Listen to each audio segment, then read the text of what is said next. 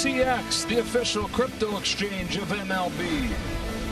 It's kind of a cold and miserable day here at Target Field. Let's brighten it up with some baseball as the Dodgers go for a quick series sweep and a winning road trip. Game 2 of this 24-hour series with the Minnesota Twins. 38 degrees with a chance of rain. Not nearly as much of a chance as last night when they were able to get the whole thing in. We get ready for game 2. Hope your morning's off to a great start. Joe Davis, Eric Karros, Kirsten Watson joins us in a moment. Players got back to the hotel a little after 1 last night. Very quick turnaround for this series finale. How do you get yourself going in that short a turnaround? Well, both teams are having to face the same thing, but I saw a great text last night to the ball club. If you're starting, just get here and be ready for game time. And if you're not starting, start stretching when the game starts. Works for me. Who is starting? Let's go down to Kirsten Watson. Thanks so much, Joe. Look, you said it late last night, early morning today, but the lineup looks pretty much the same. The only difference, Austin Barnes is catching, Max Muncy is the DH, and Justin Turner is back at third base. And I caught up with Bob Guerin just kind of asking, with looking at the lineup with such a quick turnaround, why pretty much the same? And he said, you have to take into consideration limited position players right now, and also we just had an off day. So the guys, even though maybe not well rested right now, their bodies are still well rested guys. All right, Kirsten, with 16 pitchers on the roster, just 12 position players, limited options on how you can operate on a day like this. The other difference in the lineup is in the pitcher spot. It is Clayton Kershaw, who begins his 15th season with the team. Excited to watch Kersh today. Obviously, the future Hall of Famer. He's going to throw the slider, the fastball, the curveball. But look for the changeup. It's something that he's been experimenting with. They want him to use it more. It's been great. The problem is, or I shouldn't say the problem, but it's game time. And when the adrenaline gets going, will he use it? I'm looking forward to seeing it. Clayton Kershaw for the Dodgers. Chris Paddack, recently acquired from the Padres, makes his Twins debut. It's the Dodgers and the Twins on afternoon here in Minnesota. Road trip wraps up. They head home. We've got first pitch coming up. Official crypto exchange of MLB on a 35-degree afternoon here in Minneapolis. Dodgers and Twins ready to wrap up this quick 2-game series. Dodgers looking for the sweep after the 7-2 win last night. Offense came to life late. We take a look at StatCast powered by Google Cloud. A lot of this came in the final few innings of the game as the Dodgers banged out 8 hits, sprayed them all over the place, and a little more extra base power than they had in Colorado. Yeah, it was good to see them finally come to life. I thought what was interesting, they drew the walks, they had the base hits, they had the big double, just a little bit of everything. So nice to see. Got to carry that over to today. Yeah, how about the lineup here for game 2? Kirsten touched on it a little bit. Here are the details. Mookie Betts leads it off, and then Freddie Freeman at first base, Trey Turner at short, Max Muncy, one of the changes, he DHs, and Turner plays third while hitting fifth again. Chris Taylor's off to a great start. He's in left field hitting 6th with Cody Bellinger in center. Gavin Lux at second, and Austin Barnes had a great game in his 1 game in Colorado. He does the catching for Clayton Kershaw. And they face off with Chris Paddack as we take a look at the Audi player profile. The Sheriff, who was acquired in a trade just Thursday last week from the San Diego Padres, of course. Paddack got off to a great start. Remember, as a rookie, he was one of the hot young pitchers in the game, but not as good in 2020. And then last year had an ERA north of 5. So they're hoping that he can bounce back, find what he did early on in his career. He's still just 26 years old, and he addresses a desperate need for this team, and that is starting pitching. And I don't know that he's going to find it as much as maybe the pitching coach for the Twins and Wes Johnson. Maybe he has some suggestions, some tweaks, and they can get Paddack back to where he once was. Dodgers have crushed him through the years. He's faced him 6 times. He's got an ERA north of 7. And what they've really hit has been his fastball. Curveball and the changeup they've had a hard time with, but have feasted on that fastball. Dodgers looking for a winning road trip. After losing 2 of 3 in Denver, they won last night 7-2 behind that 6-run 8th inning. And by the way, behind 4 2/3 excellent innings from Andrew Heaney. So here we go with the finale of the series, the finale of the trip. Mookie Betts climbs in. Chris Paddack looks in for his sign. And off we go with ball 1. Betts 3 for 3 with a home run and a double against Paddack. All that coming last year. Quick Berkeley 2-0. Mookie was 0 for 4 with a walk and a run scored yesterday. And when you consider that the top 5 in the lineup, which is star after star, and where you really expect the damage to come from, when you consider what they've done, 2-2 feels okay. Because the top 5 in the Dodge order, an OPS of 475, where league average is about 300 points higher than that. They've gotten nothing from their stars. And still sit here with a chance at a winning trip. 3-1 on bets. You say what they have done, and it's really been what they haven't done. And you talk about the OPS, they're 16 for 84, only 2 extra base hits. There's a line drive to left field. And speaking of the top of the order, speaking of extra base hits, how about a leadoff double from Mookie Betts? God, you know what? I'm gonna start talking about how bad Freeman's power has been. He can't hit anything to the, I mean, right on cue, we're talking about the top hitters and, only 2 extra base hits, and Mookie answers with a double. I mean, that's a scary thing. It is, again, 2-2, and there is just, the production isn't anywhere where it's going to be. Freddie Freeman got it going a little bit last night. Went 2 for 4 with his first extra base hit. Also walked. Takes curveball down and in, ball 1. Yeah, Freddie's been good. He's, the on base percentage has been about 370. So he's getting on base, and he had that ball he hit in Colorado, was right to the wall in center field.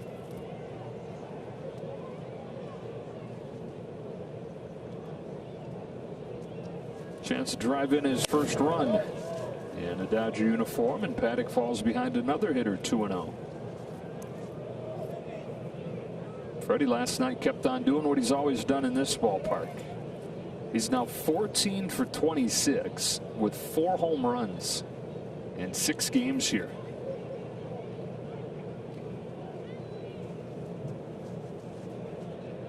On a 2-0 from Chris Paddock. Got a high fastball and lifted it foul. Should be a fun night for Freddie Freeman tomorrow as he plays his first game at Dodger Stadium in a Dodger uniform, and is sure to get a great welcome.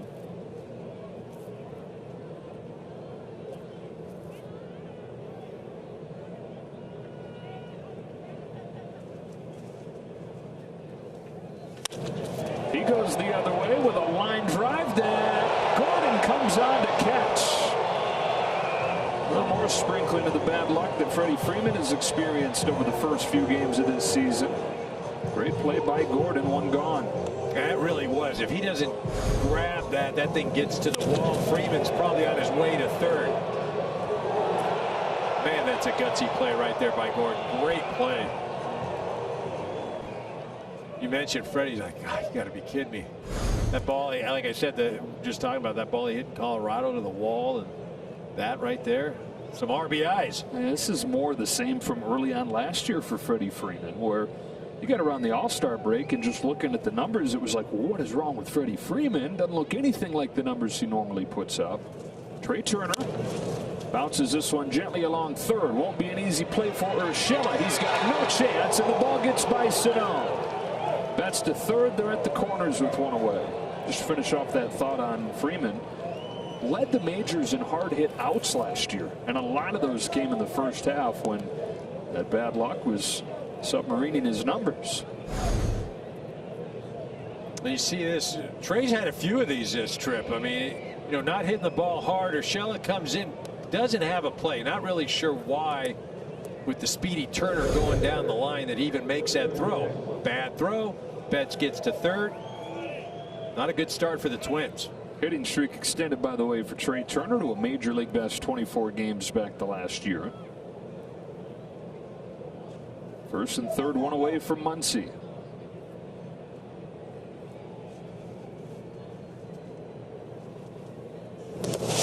Good stop by Gary Sanchez. There's Paddock trusting his new catcher, flipping that breaking ball up there. Yeah, that thing just exploded, and Sanchez had a little bare hand right there. Always nice in sub 40-degree weather. Gary used to it. playing his entire career in New York prior to this. When we talk about the struggles at the top of the order, I'd say 4 of the 5 have at least flashed what you expect from him. Max Muncy would be the guy who's still waiting for that moment to really break out, really feel good about something early on. Runner takes off and no throw from Sanchez. Stolen base for Trey Turner. They've stolen 4 of them in the 2 games here after they didn't attempt one in Denver. Well, the irony you talking about Muncy, yeah. you know, not showing it yet. He was the guy that had the first hit. Right. Thinking, man, all right, here we go. Get that right out of the way. Hitless in 14 at-bats since then. RBI chance here. 2-0 pitch. Hit down the line to left. Slicing towards the corner. And foul.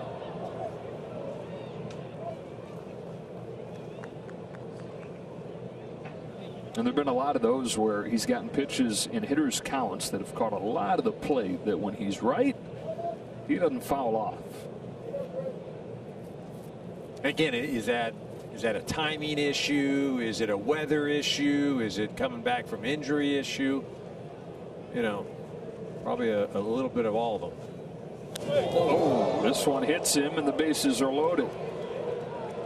It's another one that's a lot of fun on a 35-degree day. Man. Paddock just trying to run that fastball in, and that, you know, above the arm guard, that's right in the tricep. That thing's going to tighten up a little bit. Sheriff trying to restore order here. Ugly first inning with the new squad.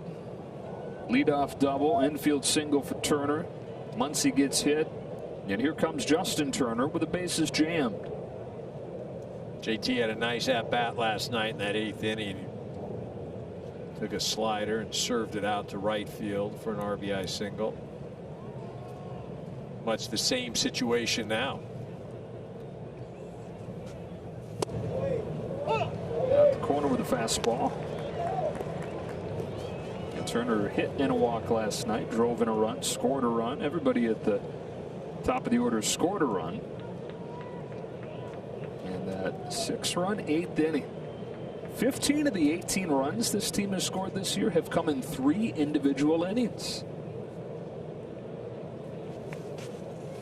Turner chases up here 1-1. This is part of the 6-run 8th. So they had the 6-run 8th inning last night. They had the 5-run 4th on opening day. They had the 4-run 4th on Sunday. 3 innings that have been great examples of what they hope they'll have a bunch of this year.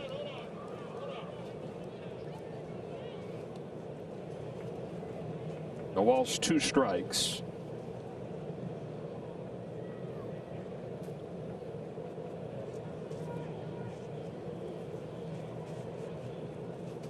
Paddock comes home and Turner sends one the other way with an instant replay of last night.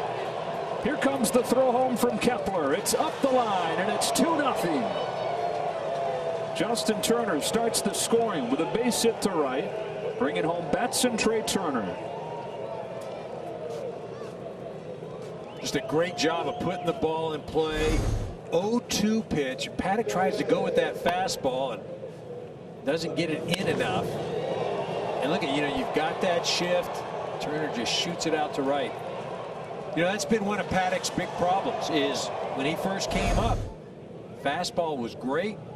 Since then, after that first year, right-handers and that fastball, right-handers just tee off on the fastball, and the fastball has not been as good. Now, what's been interesting, EK, and it's a great example of velocity is not everything. The velocity's gone up every year, but the movement has not been quite what it was.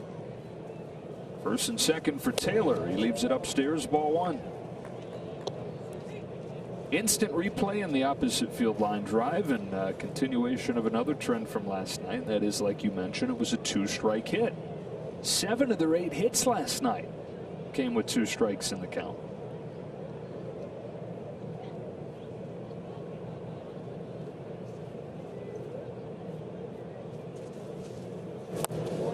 Curve gets a swing and a miss.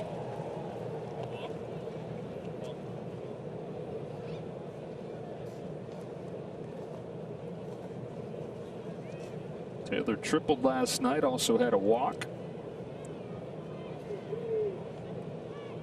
Continuing a tremendous start to this season.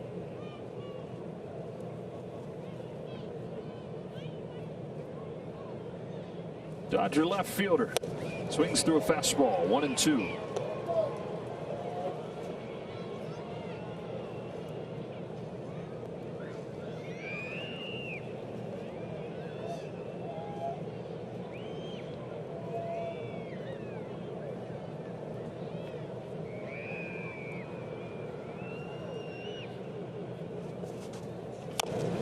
Change up off the end of the bat. Paddock can't get it. Bases are loaded.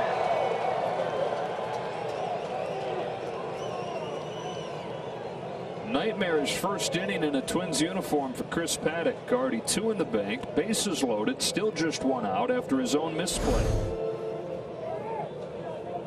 You see that he hasn't quite got it in the glove, and he's already looking towards first base about whether he's going to flip it or just continue running on.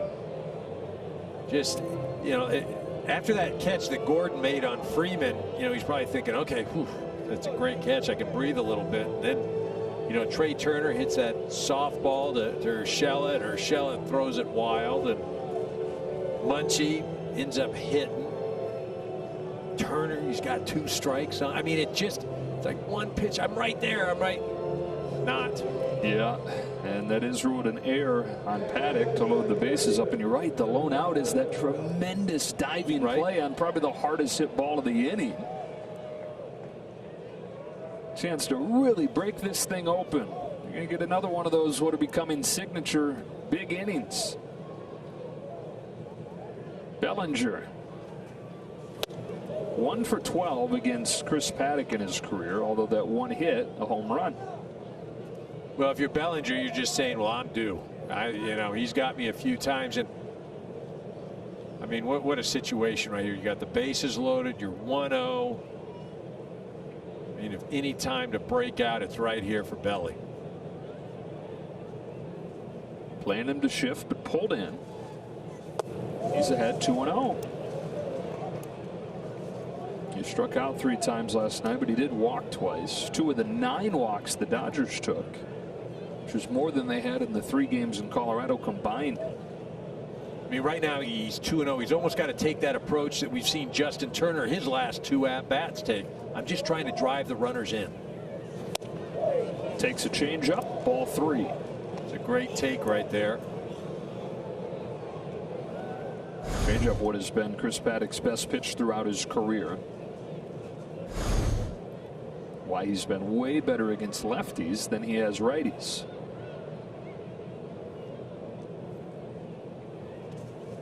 Brings a 3-0. Bellinger watches strike 1.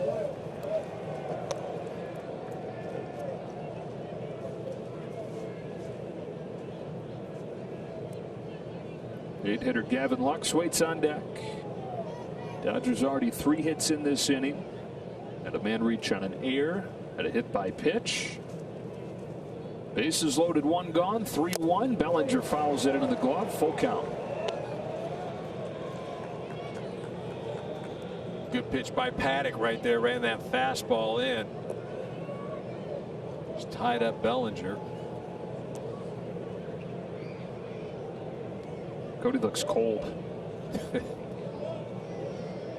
Cody is cold. Kind of feel like he's going to go back in there with that fastball. He does. 2 out.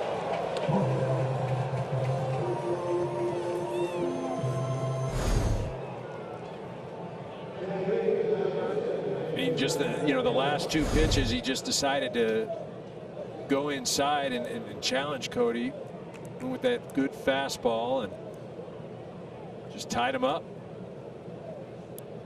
Hottest Dodger hitter through 4 games, Gavin Lux. Has been on base in half his plate appearances after a 2 for 4 night last night.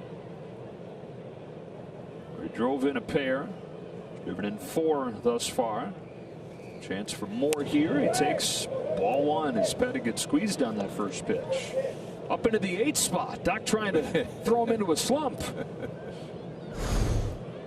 So this pitch right here, again, maybe Paddock gets squeezed a little bit, but the ability for Gavin Lux to take that pitch, his plate discipline has been uncanny so far in this early part of the season. On a 1-0 pitch, Lux swings and misses, trying to hold off as he started to pull the trigger. 1 ball, 1 strike.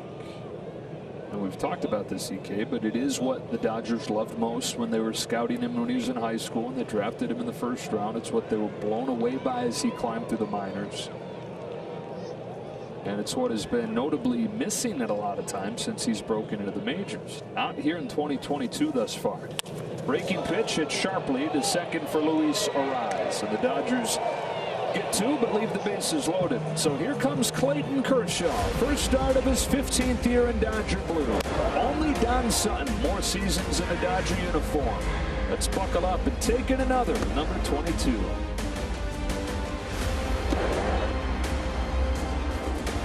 Coming to bat for the first time here in the bottom of the first inning. Here's the lineup from Rocco Baldelli. Byron Buxton leads off again, but DHs. Luis Arraez in the lineup as the second baseman and 2-hitter. Urshela and Polanco. Gary Sanchez catches after DHing yesterday, followed by Max Kepler and Miguel Sano, Gilberto Celestino and Nick Gordon rounding things out against Clayton Kershaw. 34 years old, beginning his 15th big league season. There, of course, was no guarantee that that would be in a Dodger uniform. The first call from Andrew Friedman when the lockout was lifted was to Clayton Kershaw and his representatives, and Kershaw said he and his family realized they're part of something special with the Dodgers. Said, I want to win another World Series, and bottom line, being with the Dodgers, I feel like gives me the best chance to do that. Facing the Twins for the first time, only team left, Baltimore Orioles, obviously besides the Dodgers. He's ahead of Buxton, quickly 0-2, throwing his first slider of the year. Well, we saw that work so well for Andrew Heaney last night. That slider against Buxton right in that location. Looks like they're going back to it.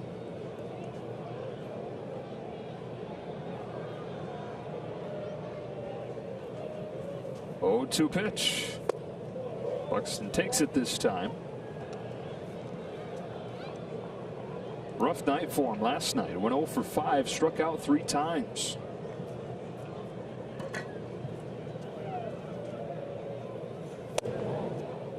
Kershaw just misses here. 2-2. 4th all-time in wins.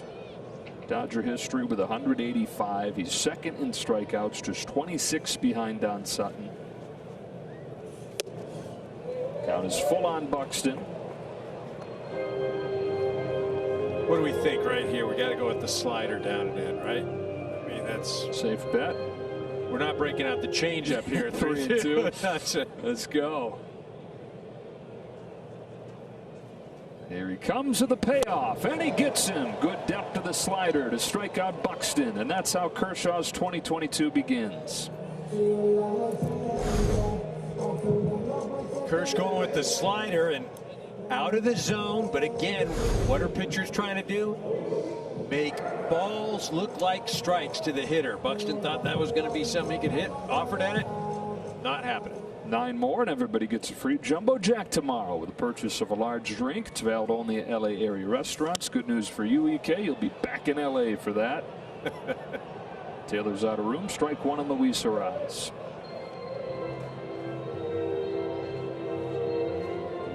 Clayton Kershaw, who a year ago had his highest ERA since his rookie year, but it was still 15% better than league average. Of course, battled through injuries much of the season. That's foul.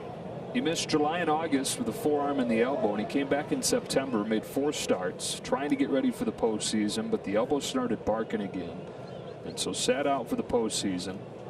And then the lockout, in a way, became a blessing for him because he was able to rest his arm, not really have the pressure of thinking spring training, was not even knowing who his team was going to be at that point. So he gave the arm time to rest, didn't start a throwing program until January 1st.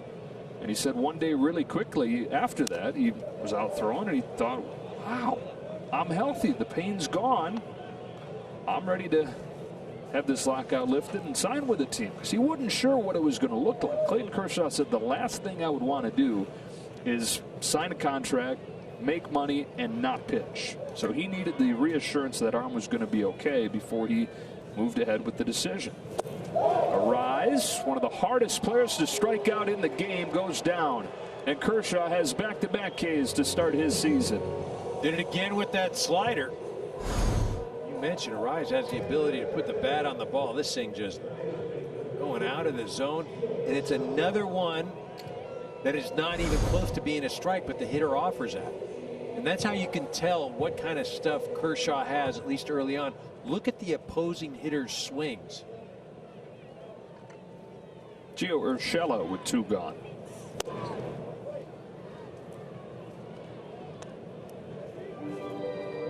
You know, we were talking earlier about Urshela and coming over for the Yankees, and then, you know, this Twins ball club and, you know, some excitement.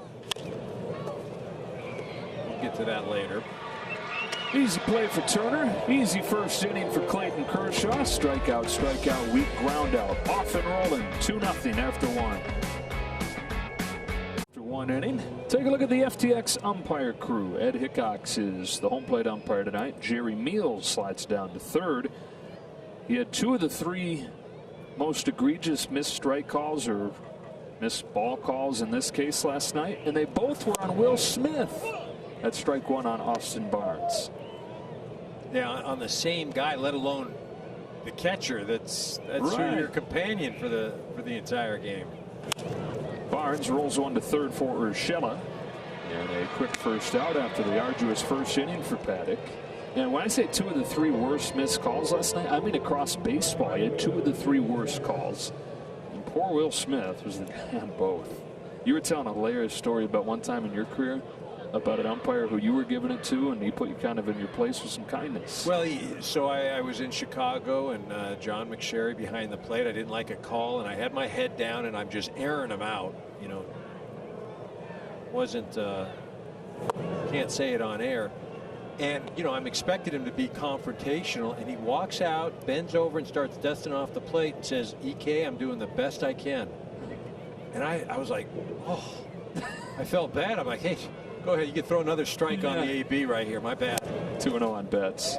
So I just go back to the dugout. Yeah, my now. bad. I'm sorry for yelling at you, John. I mean, he was a great umpire.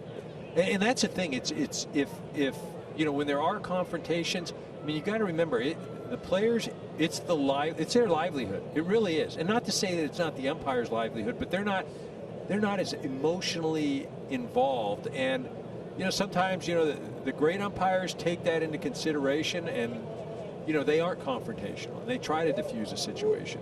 It's just like anything. It's just like players, people, whatever. You know, there's some great ones and there's some not great ones. And it's no different in any walk of life. 2 balls, 1 strike.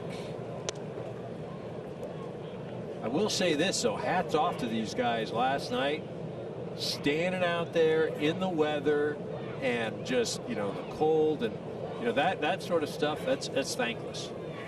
And for managing that weather situation, I think, as well as it could have been managed, as far as playing the game on time, pushing forward and taking it right up until the last minute when the rain really unloaded and there was nothing they could do.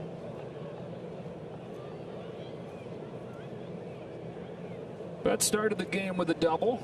The driver's seat here at 3-1. He cracks it foul. Count is full.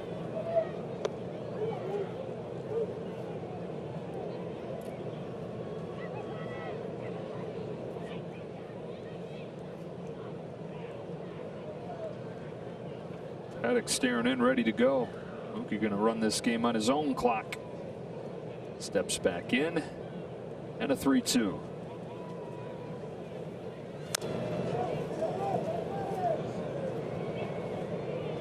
Mookie Betts, by the way, is now 4 for 4 against Chris Paddock with a home run and 2 doubles.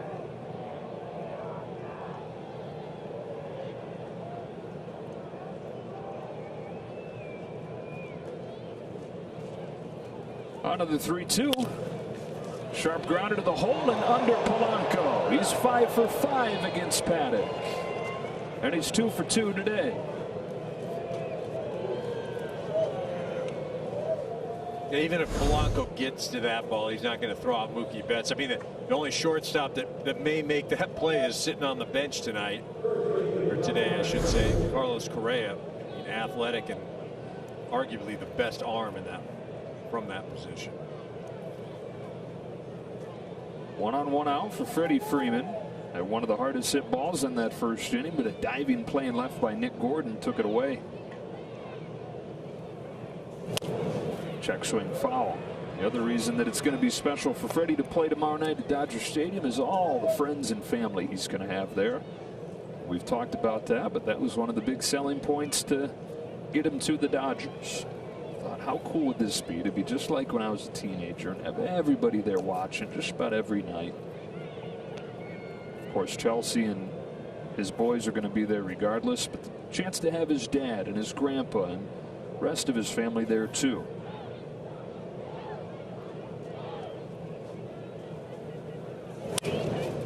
How about that? Freddie Freeman with a cue shot down the line off the bat. He heads for second. He's there with a double. A hitting savant, Freddie Freeman, doubles down the line and off the bag.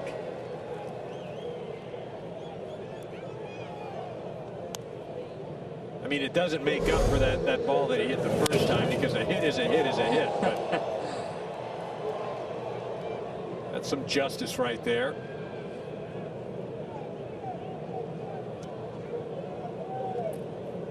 That Dodger top of the lineup, you know, we were coming into the ball game. They hadn't been awakened yet. Ready to go today. 5 for 6. Curveball, 1-0 on Trey Turner. It flashes that great smile.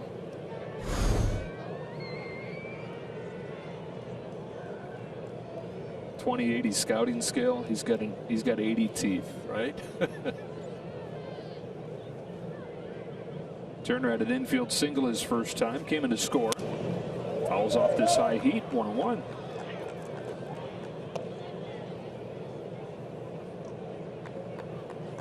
Remember the All-Star game, I think, last year. He was mic'd up, Freddie Freeman was, and was down at first base when Aaron Judge went down there. And he commented to Aaron, hey, just two guys over here with great teeth. Two big old, hard-hitting, good guys with great teeth.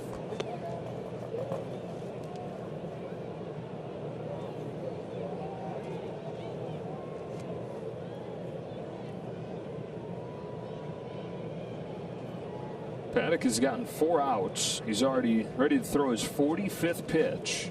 And it's smoked to left center field. Celestino will get there. In comes Mookie Betts. Dodgers lead 3-0. Sac fly for Trey Turner.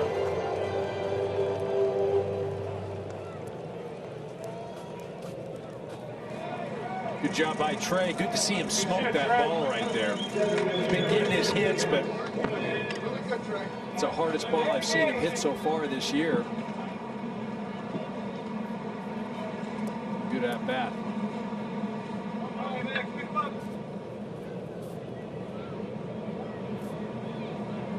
Now it's Muncy. Plunked his first time. It probably still stings on a day like this. Strike one. Top 5 in the order. 5 out of 6. 3 runs scored. Paddock struggle against the Dodgers. They continue. Came in with an ERA above 7 against LA. That same pitch this time, fish ain't biting. 8th round draft pick Chris Paddock was in 2015 to the Miami Marlins. He got traded to the Padres 1 year later, and 1 month after that underwent Tommy John surgery, so he missed almost 2 full years. Debuted in 2019, was tremendous over the first month, really good over the first year, but his ERA went from 3.33 as a rookie to 4.73 as a sophomore, so to put it, and then last year 5.07. Part of that was injury issues. Had an oblique injury. He had a slight tear in his elbow that he addressed with stem cell instead of undergoing surgery. And there have been some reports of him tipping pitches, reports and then evidence. Brings a 1-2. Muncy turns on it, sends it a mile high down the line. Kepler's over at the wall to make the catch. That thing was up there forever, and Kepler was able to bring it in against the wall. Wow. Dodgers get one more. 3-0, middle 2.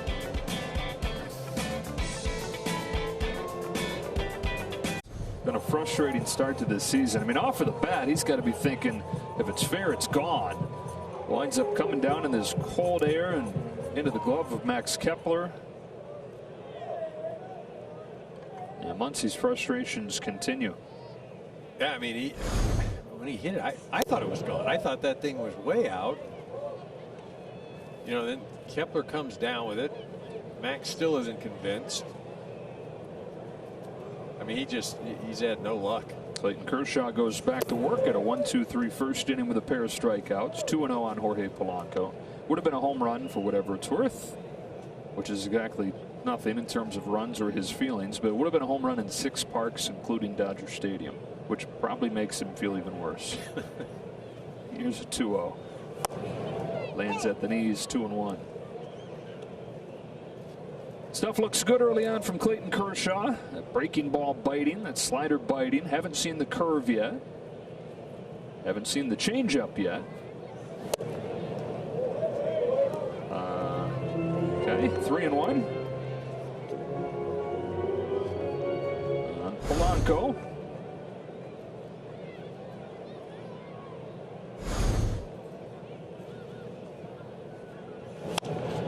Got in on him. Freeman's there. The MLB Ballpark app will complete your next visit to Dodger Stadium. Buy and manage game tickets, unlock offers, access exclusive content, and much more. Download the MLB Ballpark app today. Dodgers 3, Twins nothing. Bottom of the second. With one gone, up comes Gary Sanchez, who catches today after DHing last night.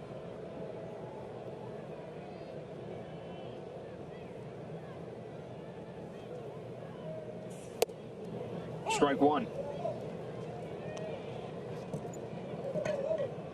Been a roller coaster career for Gary Sanchez, hadn't it? When he broke in 2016, 20 home runs in 53 games. One of the baby bombers. Was an all-star in 17, horrible in 18, all-star again in 19. There's the first curve, and it's a strike, 1-2. In the last 2 years, he's hit a .187, below average OPS. He still hits home runs, but that is about all he's doing lately. Swings and misses. Kershaw with another strikeout and a slider.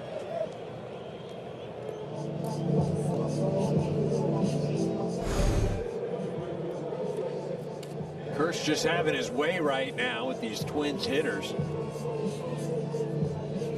Going to old reliable slider. He's had good command of it, and Twins hitters are offering at it. And now lefty-lefty against Max Kepler, who is the worst hitter against lefty pitching in baseball last year.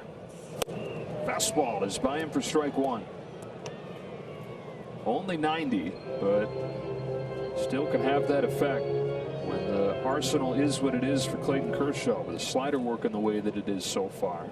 He's throwing that slider half the time through 2 innings. Nothing in 2. We say only 90, but it still has that horizontal movement, and it's unique. You know, most left-handers will have that arm side run with the fastball, and his is going the other way.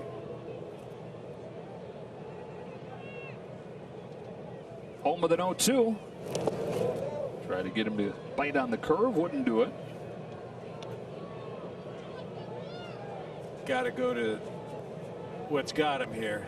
The slider got to be coming up right here, be my guess. Dance with the one who brung ya. Sure. Darrell K. Royal. 1-2 pitch. Kepler takes it. Count evens up.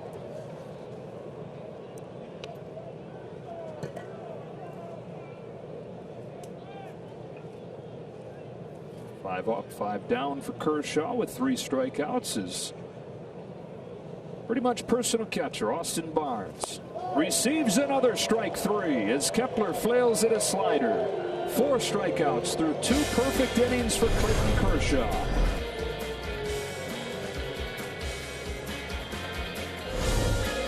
Three runs on 5 hits for the Dodgers through 2 innings against Chris Paddock. Justin Turner last night with the bases loaded swatted one the other way with 2 strikes and did it again his first time up today, driving in the 2 Dodger runs. He takes a strike here and away we go in the 3rd inning. Guy that uses the whole field as well as anybody. It's always been one of the staples. In fact, it was a staple before any kind of power was. Floats this fly ball to right center field. Celestino's got it. 1 gone. When Justin broke in, of course, he was a kind of a slap hitter. Didn't have the same kind of swing he currently does. Just tried to serve it the other way. And has maintained the ability to do that. Especially see him do that a lot with 2 strikes. Oh, adding the power to the equation. 1 away for Chris Taylor.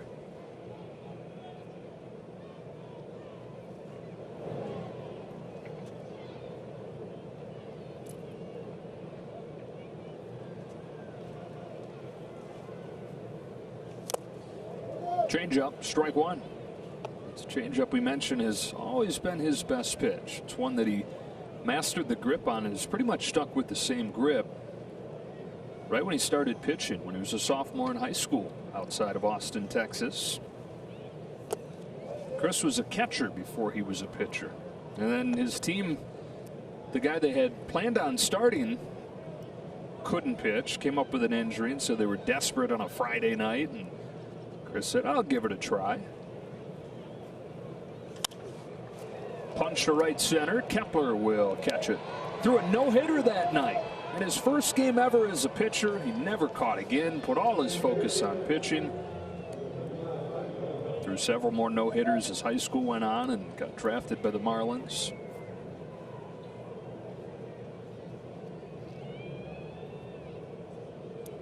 Two gone in this 3rd inning, and here is Bellinger.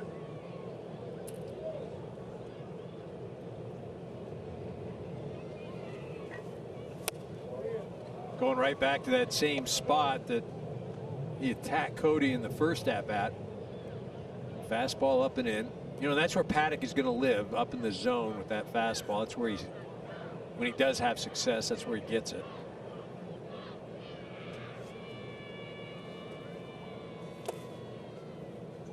Shows him a changeup right there, just to, it's almost going to set him up. Going to get that high fastball coming right now.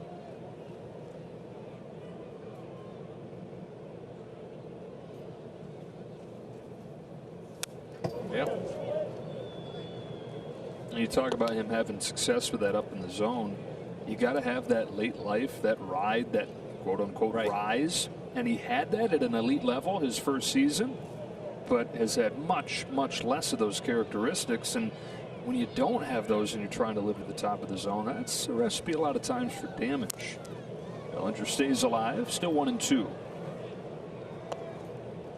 Well, if you watch what he's been doing with Cody in this at-bat, you know, he's continuing to change eye level.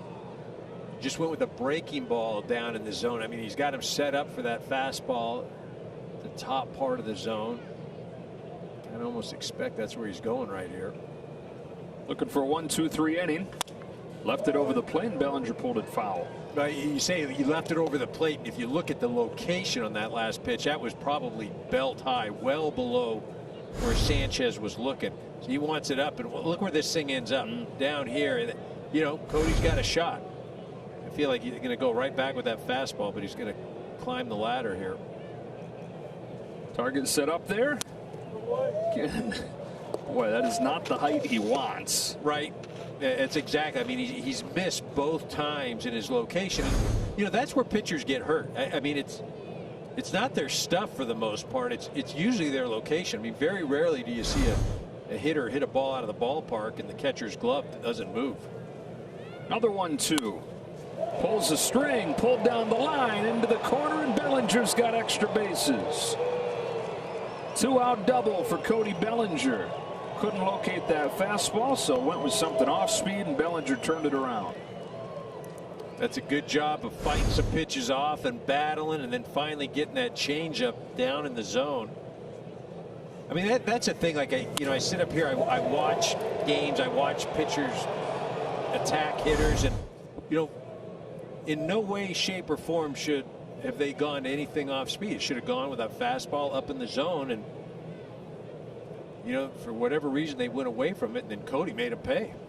First extra base hit of the year for Bellinger. Keeps the inning alive for Gavin Lux. Hit it hard his first time, but on the ground into second.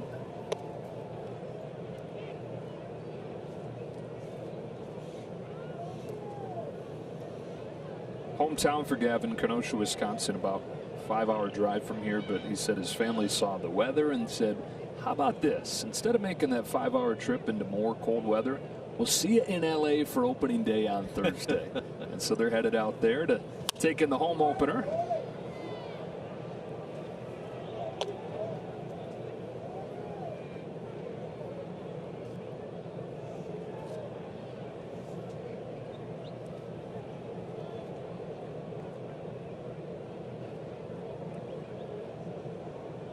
Gavin grounded out that first at bat, but he hit it hard.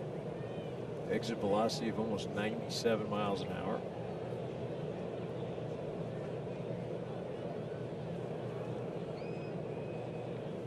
Oh, 2. Got him with a high fastball. First scoreless inning of the day put up by Chris Paddock. Middle 3, 3-0. Check out the T-Mobile coverage cam here at Target Field in Minneapolis. All bundled up. Get some hot popcorn, some blankets.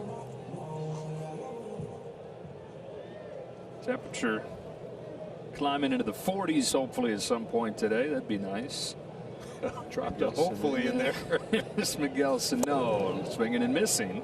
He's yet another swing and a miss on a slider. That's already 6 swings and misses out of their 9 hacks at a Kershaw slider. Continuation of what Andrew Heaney did last night. Out of 0-1. It's a slider again. It's popped into shallow center field. Back goes Gavin Lux. The call and the catch, 1 away. Quick word from Ford. This Dodgers broadcast is brought to you by the 2022 Ford F-150 truck and your Southern California Ford dealer, where the future comes standard. Celestino with 1 away.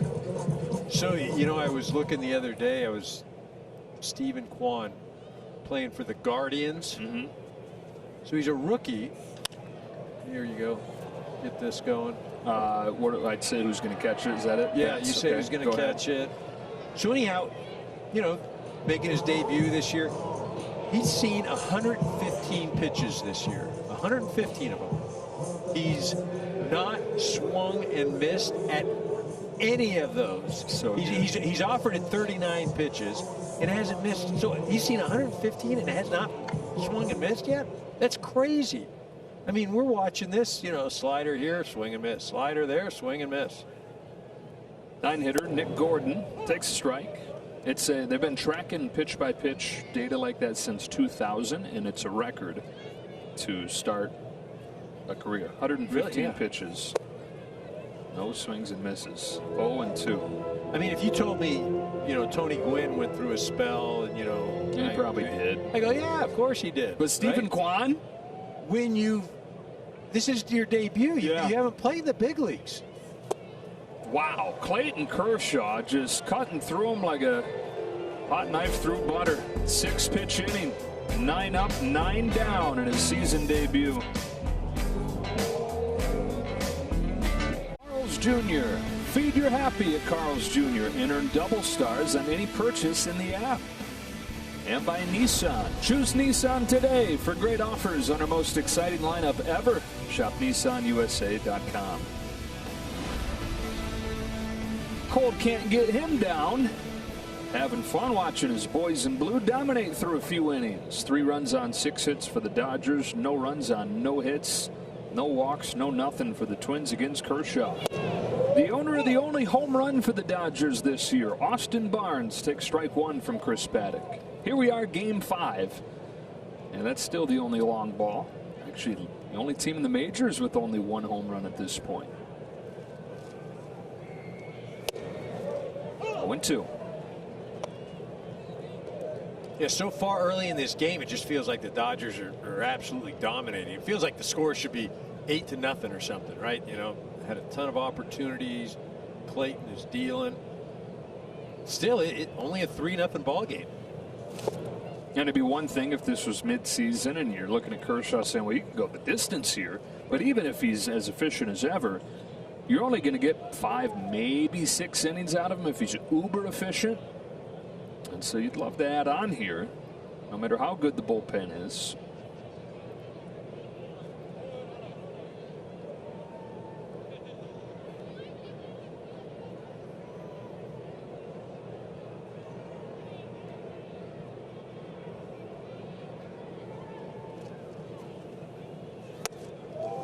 Count evens 2-2 on Barnes.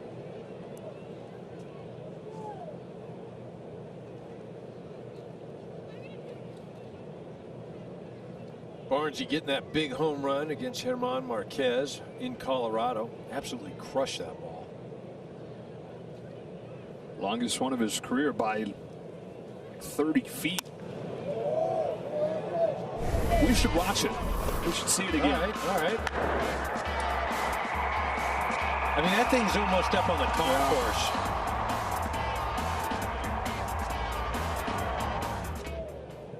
That was nice. Real nice. Real nice. 2-2 pitch. Fouled into the glove. Paddack has his 3rd K. And he has the first out of the 4th.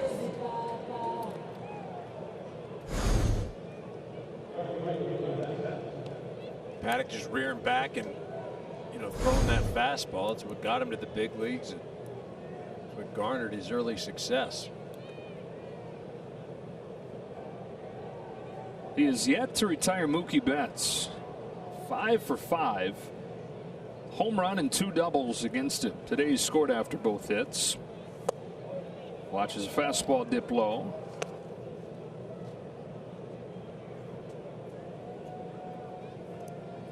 Did you say Diplo? Yeah, great musician, right? But a bad pitch. On the ground to Urshela. Loads up for a long throw that'll retire Betts. 2 out. Be one of the first 40,000 fans at Dodger Stadium Saturday when the Dodgers host the Reds and receive a Legend of Dodger Baseball bobblehead of Maury Wills, sponsored by Bank of America. For tickets, visit Dodgers.com/promotions. Musician, artist, what's the appropriate? Entertainer. Entertainer, Yeah, for right, sure. yeah. You can't, that's overarching. Freddie Freeman, 1 for 2. Hits this ball on the line to straightaway center field, and it is another hard hit out. He's 1 for 3 with 3 hard hit balls.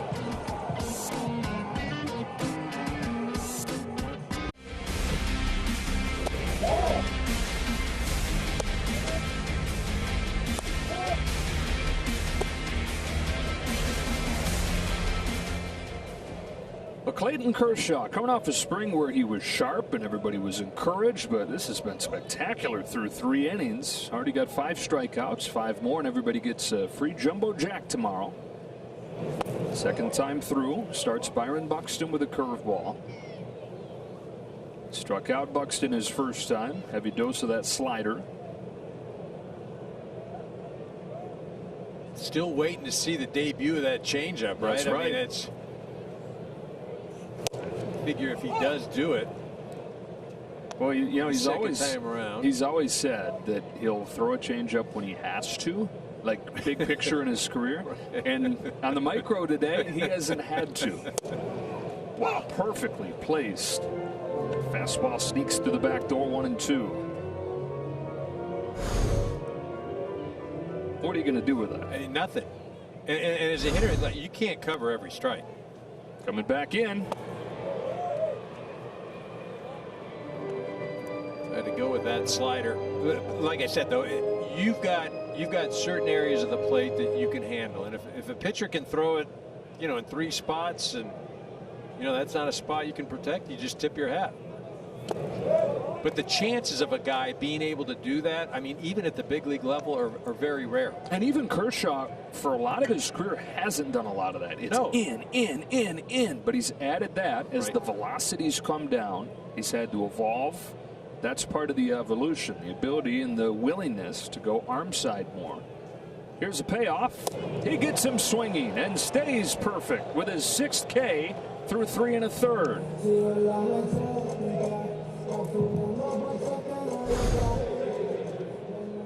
There it is again. This slider. And usually, see, this is the thing. He's been burying that thing to right-handed hitters down and in. This thing kind of away a little bit. As a hitter, you're thinking, oh, he's going to bury that again. I mean, he's going to do it. Outsmarts you.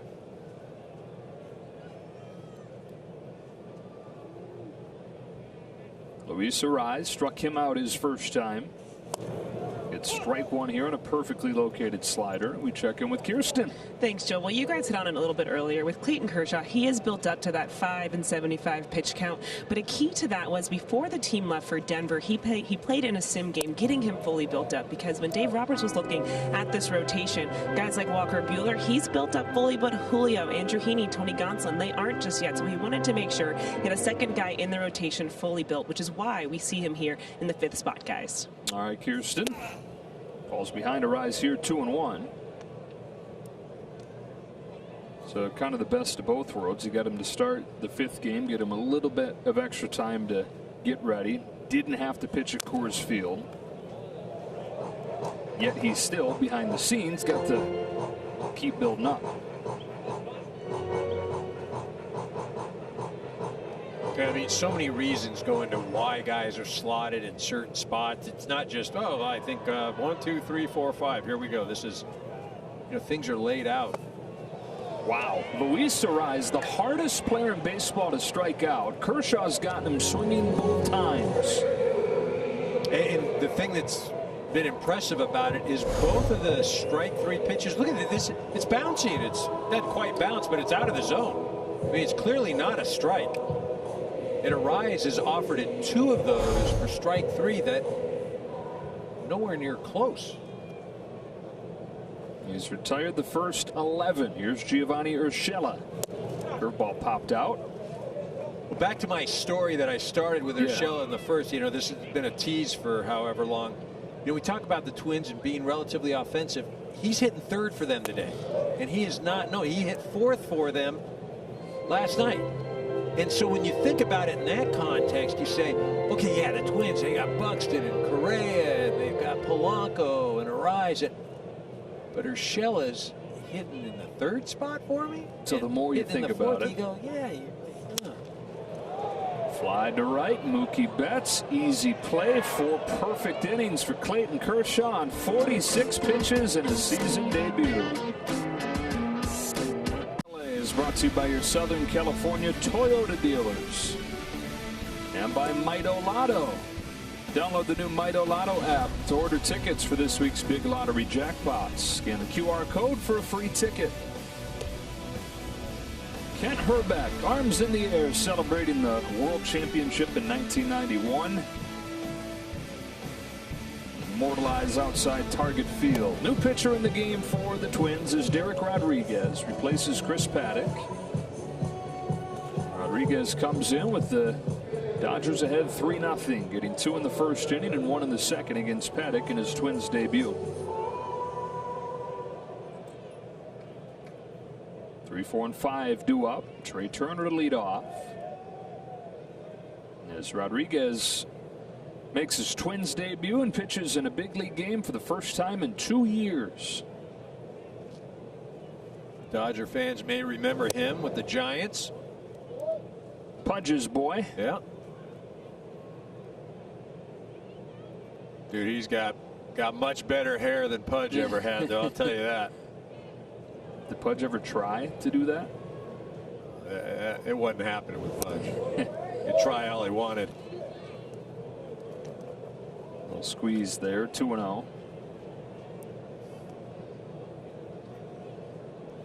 He was good with the Giants. He had some Yeah. success.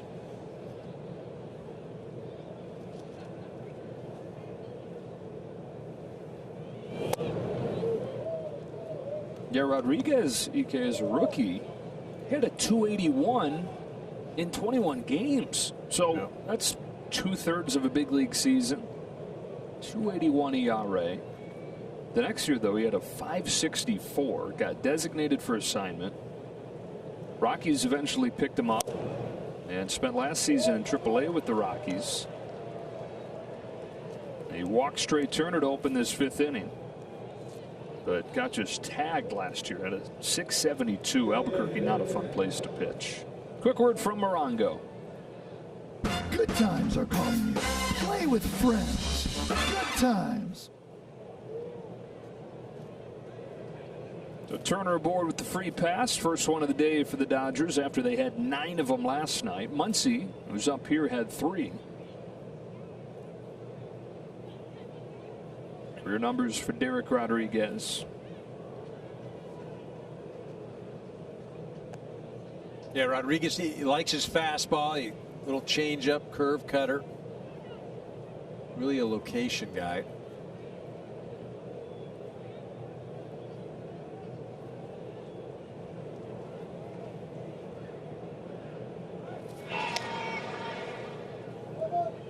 Trey Turner, who led the National League in stolen bases last year, has a steal already today.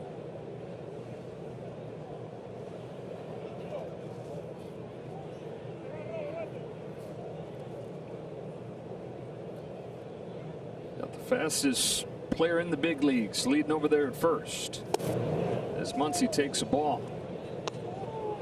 30 feet per second is considered elite. The stat category bolts are when a player hits that elite speed of 30 feet per second. Turner last year had 147 bolts. The next most, 67. Who do we know who that would know?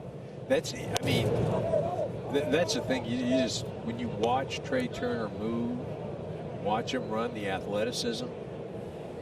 I mean, you know, like, is it fun to watch somebody run to first or run first to third? Or he's one of them. 32 stolen bases, led the league. He also had the #1 average in baseball on grounders. Using that speed like we've seen a few times already this season. He's got an infield hit today. What do we got going here? We got 7 straight balls. Yeah. Are we still looking for our first strike? Yeah, this is the opposite of immaculate. Unimmaculate inning going for Derek Rodriguez. I gotta believe there's a different word than unimmaculate. There it is. Jinxed it.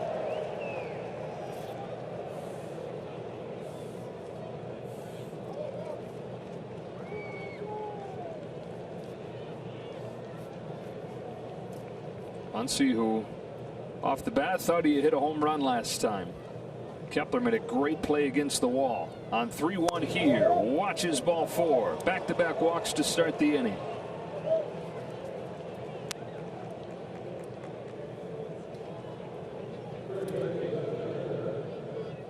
Wes Johnson, a very quick visit.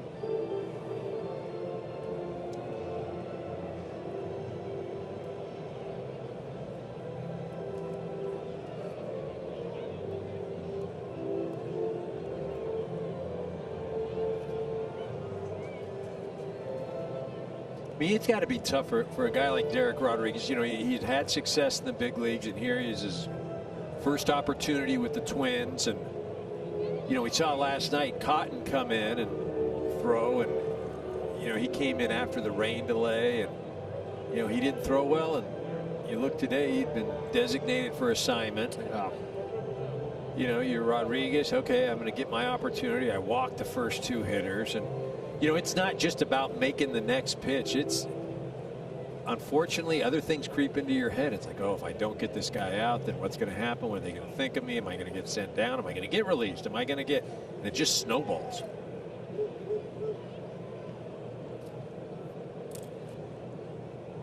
Turner drove in a pair in the first inning.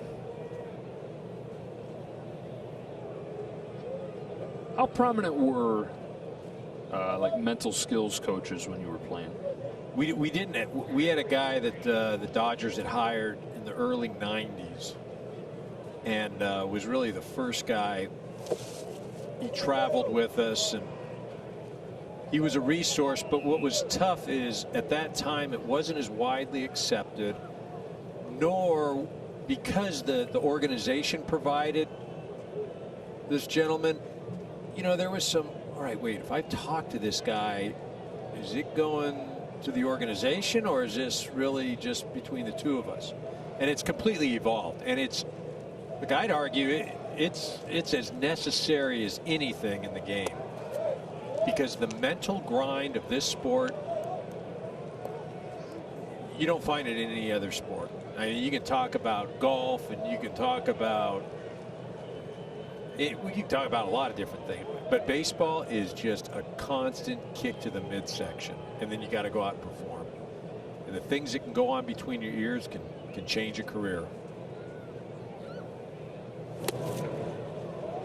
Rodriguez really struggling to find it. It's a game of failure. It's the game of life in a lot of ways. Fail and get back up, fail and get back up.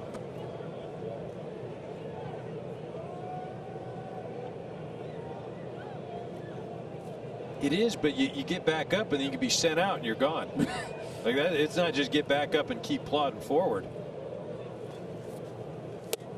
3-1.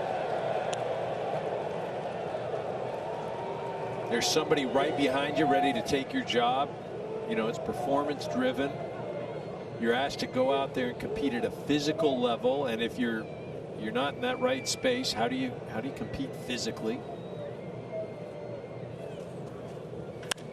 Turner hits a towering drive to left center field, but just got under it. And Nick Gordon will drift back and put it away. Both runners tagging and moving up 90 feet. Turner to third, Muncy to second, one gone.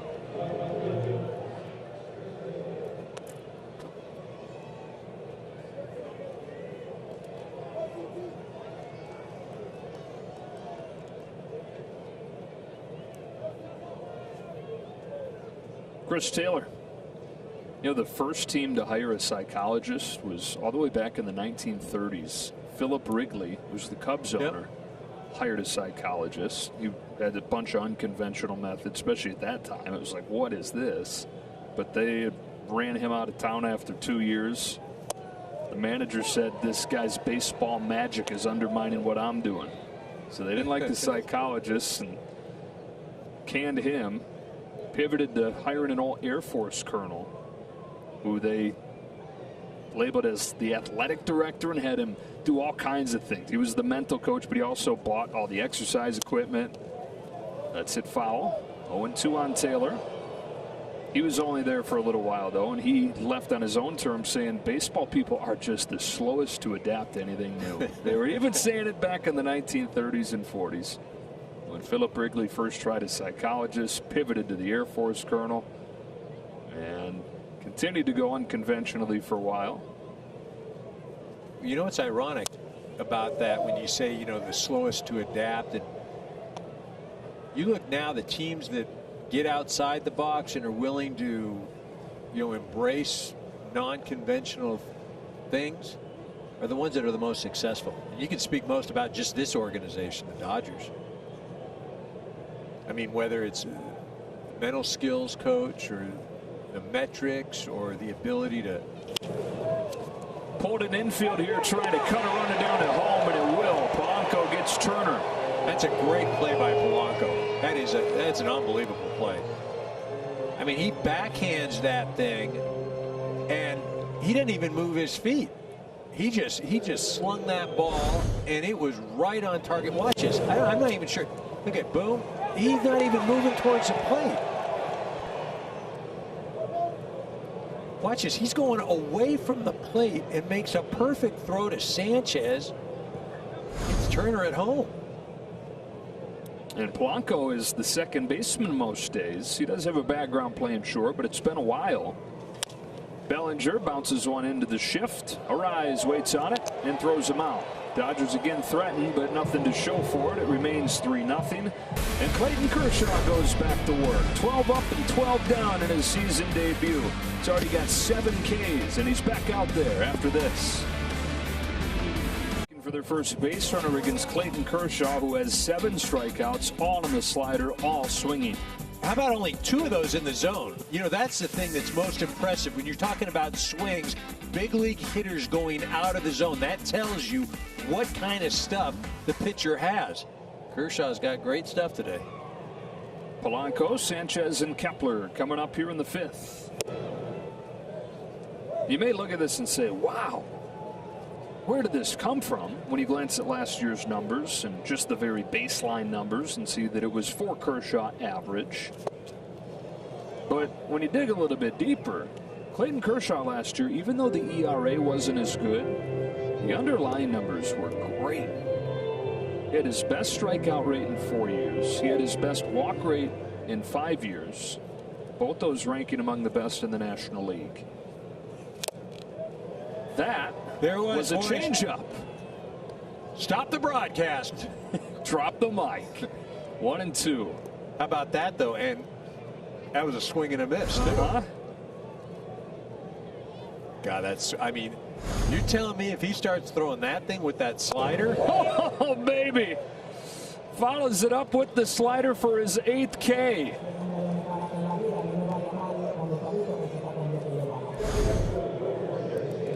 I mean, here again, you get Polanco with the, I'm swinging, I'm not swinging, I'm not sure. This again, you put that in the column of, look at the swings that these big league hitters are having against Kershaw today. That tells you all you need to know. Well, the changeup we just saw, you've touched on it. He threw it 11 times last year. And every spring it's conversation. Yeah, Kershaw's toying with the changeup, but kind of believe it when you see it. Strike one on Gary Sanchez. But he found a grip this spring that he was cautiously optimistic about. Mark Pryor and Connor McGinnis, the pitching coaches, helped him find one that fit his hand and that he felt like he had great control of the ball with. A little more success with it than he normally does during spring training, and was quietly excited to deploy it a little bit. Even just the ability to throw a couple, put that in the hitter's mind, to put that on the scouting report is something you got to at least think about. It's a big deal. Well, that, you know, what's funny is Dave Roberts was talking to us a couple days ago about, you know, what is Kershaw's stuff like? Wow, today it is splendid. Back-to-back strikeouts and 2 gone in the 5th. And so, you know, is the stuff the same? Is he still throwing mid-90s? No. Is he still, but he's got the slider, he's got the change, he's got still the location, he's got that slider. So you put all that together and collectively the stuff is still good. It's still as good as it once was. It's just it's different ways of getting to quote-unquote stuff. Kepler flies it to short left. On comes Chris Taylor. He's there, and Clayton Kershaw has fired 5 perfect innings and struck out 9 here in his season debut. Walker Buehler makes the first opening day start of his career and earns a victory over the Rockies. An 8-time All-Star Craig Kimbrell is acquired in a late spring training trade and picks up his first save as a Dodger on opening day. Don't miss an all-new Backstage Dodgers tomorrow, presented by Cadillac. Haven't seen Craig Kimbrell since that opening day appearance. Stays tight. You'll see him today. It's a strike from Derek Rodriguez to Gavin Lux. Just awesome. Now, it is going to be awesome watching Clayton Kershaw pitch regardless. And putting on the Dodger uniform, opening up this 15th season with the team. But he has looked as good as he's looked in recent memory. 54 pitches, 5 perfect innings, 9 strikeouts. And of course the question starts to become, how long do you let him go if you're Dave Roberts? 5 pitches or 5 innings, 75 pitches in his sim game the other day.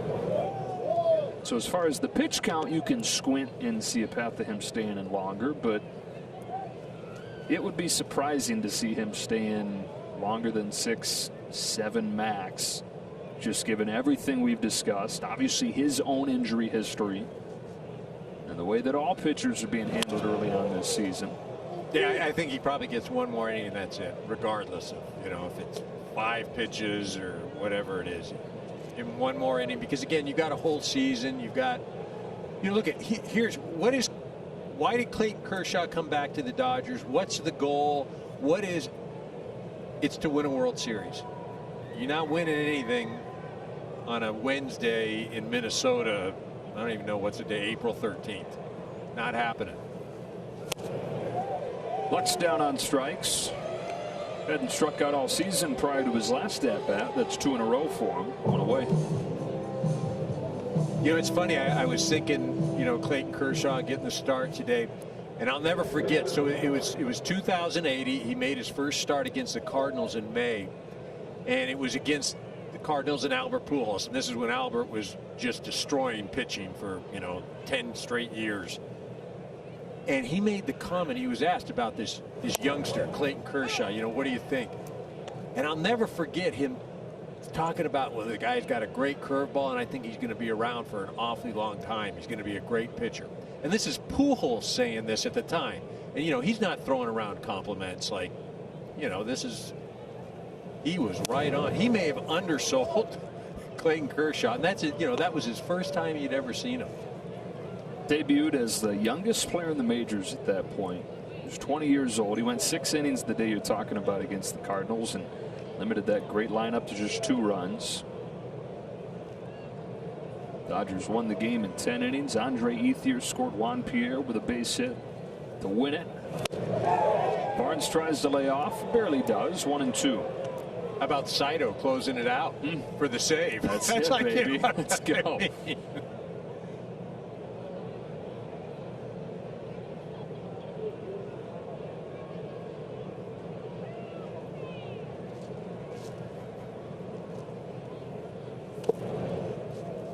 2-2. It really is amazing because you've been watching it for so long that I don't want to say you take it for granted, but you almost take it for granted. You're talking about one of the greatest pitchers to ever take the mound. Barnes sends one in the air to right for Max Kepler. And a second out of the inning. And to think, on that day where Albert Pujols was blown away by the kid, what he was blown away by has become his 3rd pitch. That curveball he sprinkles in. He didn't even have the slider that has defined the last half-decade of his career. That came out of desperation. A year after that outing that Albert Pujols was raving about, Kershaw was getting hit. It was just fastball, curveball, and hitters are laying off the curve, attacking the fastball, and Joe Torre and the hitting coach at that point, Don Mattingly, pulled Kershaw into the office and said, look, you got to figure something else out, or at the very least you're going down. This can't go on.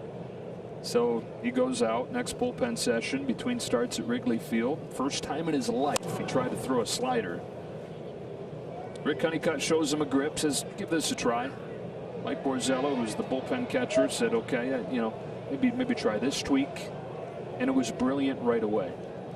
Within the next year, it was his primary breaking pitch. Last year, for the first time, it became his primary pitch. Threw the slider more than the fastball for the first time. Here's an 0-1 to Betts. A check swing tapper to first. Sano to Rodriguez. Much better 6th than the 5th for Rodriguez. Kershaw goes back out there for the bottom of the 6th inning. Lexus dealers, Clayton Kershaw has gone 15 up and 15 down with 9 strikeouts. He's had everything working, especially the slider.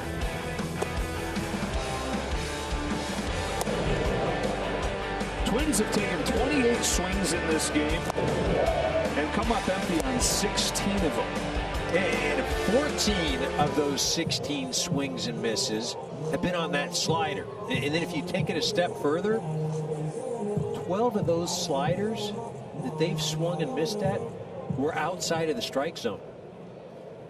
I mean, you've got big league hitters just up there flailing at this pitch. Sano, Celestino, and Gordon. Kershaw at 54 pitches as he begins the 6th with a slider that bends in for a strike.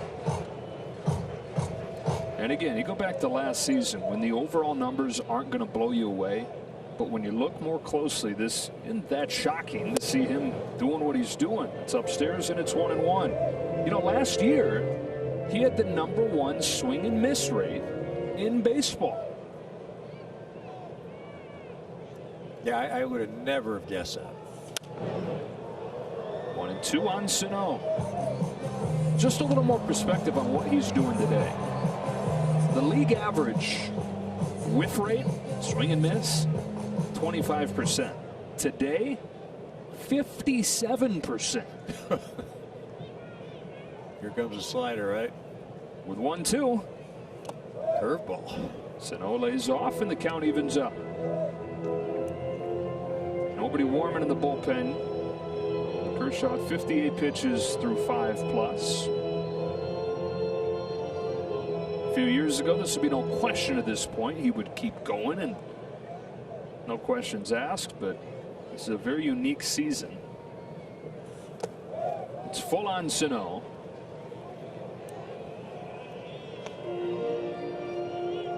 That is not going to make it any easier of conversation with Clayton Kershaw if and when Dave Roberts makes the decision to make that change.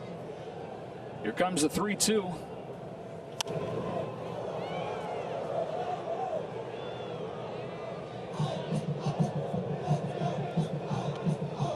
You got to practice having those conversations, you know. Get one in the first week of the season. That's right. Maybe sneak down into the bathroom, practice in front of the mirror first.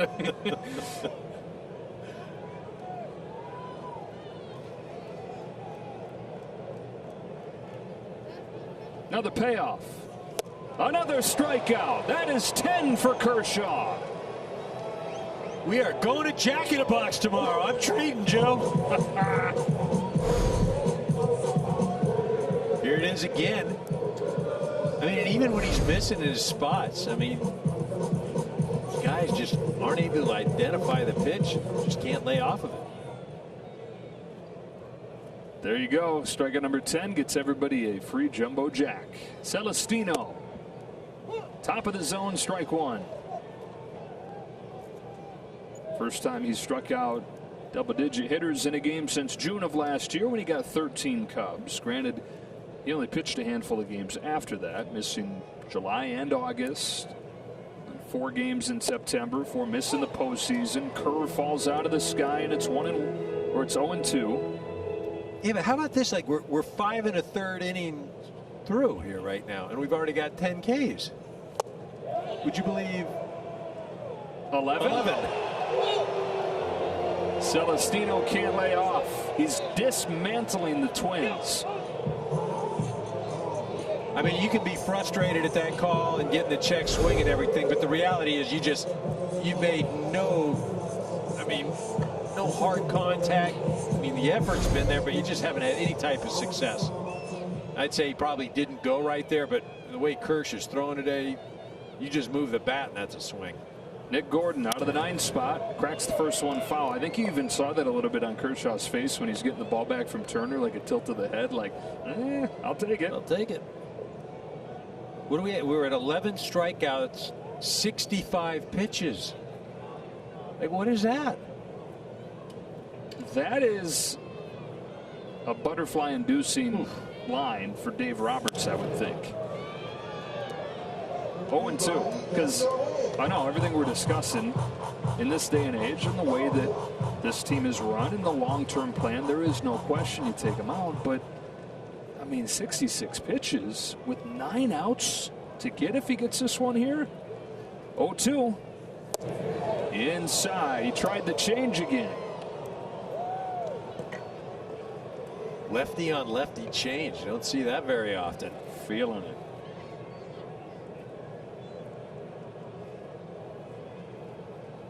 One, two.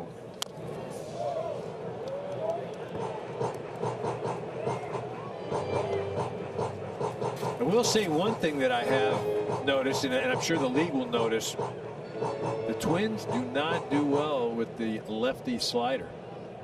I mean, Andrew Heaney last night was dominant with it. Kirsch taking it to another level. He is perfect through 6 innings. He strikes out the side in the 6th. He's got a dozen. What a day for Clayton Kershaw. Conversation with Clayton and see what he thinks. There's no way Clayton Kershaw's saying, yeah, I'm cool with coming out. 6 perfect innings at 69 pitches. Freddie Freeman leads off the top of the 7th for the Dodgers, but Dave Roberts is having some kind of conversation with him. There is nobody warming in the bullpen yet. Again, if you're talking 5 and 75 in a sim game last week, he's through 6 and 69. But here's the point. So, okay, it's 5 and 75 until it's another inning of nobody getting on base, and we're just 6 outs away. And okay, now we're at 5 and 75, but we're only 6 outs away. Or, you know, it's if you keep getting closer and closer, it gets more difficult.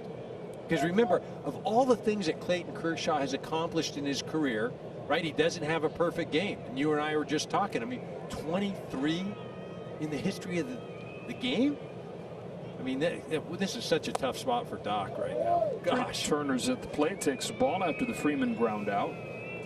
I mean, I know he's not thinking it, but he's like, could the Twins please get a hit? Just make my life easier right now. Could somebody?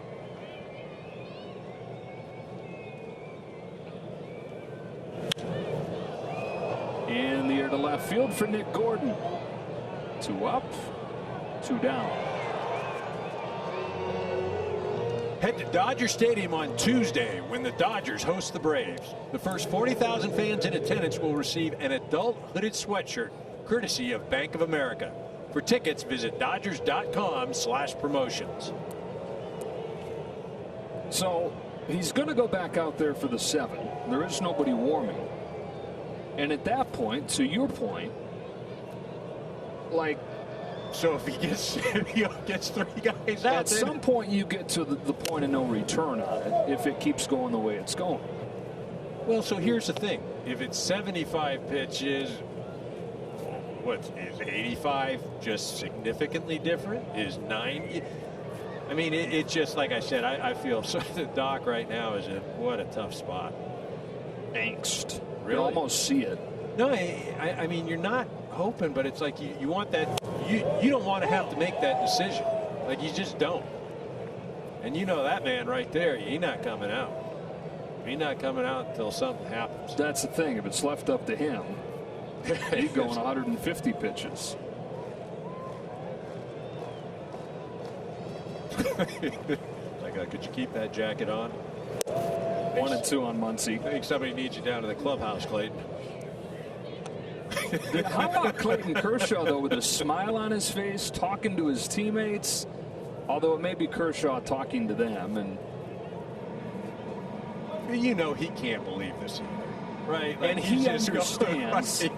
Dave Roberts' position. As much as Clayton Kershaw wants to stay in the game, right, and would never say, yeah, take me out, he knows how hard this is on Dave Roberts. This is not a new thing, the way that the Dodgers manage pitchers and the way that the game manages pitchers in this era, and specifically in this season, coming off of the short spring after the lockout, specific to Kershaw after an injury-riddled 2021. He knows all that. Right, but you're, you know, what you're describing and who you're describing right there, we'll probably have a statue out in front of Dodger Stadium at some point. There's right? no doubt. Like that's a, you know, that's a walking, living, breathing future statue. Right? And so what way do you go with that? Do you say you let him have a chance to add a line to that statue plaque, or do you say you got to protect that statue? I'm running him. That decision doesn't have to be made yet. Once he takes the walk, keeps the inning going. As of right now, he's going back out there, and, you know, we'll see what happens. This is fun, though. This is fun. When you get up on a Wednesday morning after the short night of sleep, you think, okay, Dodgers going for a series sweep, going for a winning road trip, try to make it quick, get on that plane. Cold, kind of miserable day. You never know, though, do you? You never know. When you come to the ballpark, you flip the game on. Turner cracks one on the ground to third. Urshela goes the short way. We stretch. Clayton Kershaw takes off the jacket and heads back to the mound. It's brought to you by the SoCal BMW Centers. BMW, the ultimate driving machine. And by Jack in the Box. Try Jack's $5.99 popcorn chicken combos with 100% all white meat chicken and Jack's Good sauce. Order now on the Jack app or have it delivered. Dodgers 3, Twins nothing. Clayton Kershaw back to the mound where he's gone 18 up, 18 down. Top of the order, Byron Buxton, strike one as he starts to get a little bit of help from Ed Hickox. He's now 70 pitches in. The plan was roughly 5 innings, 75 pitches. There is a changeup. Starting to see him sprinkle it in more. That's the fourth that he's thrown.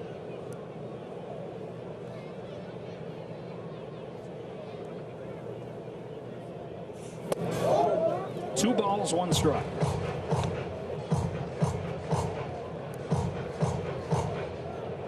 Blake Treinen starting to warm.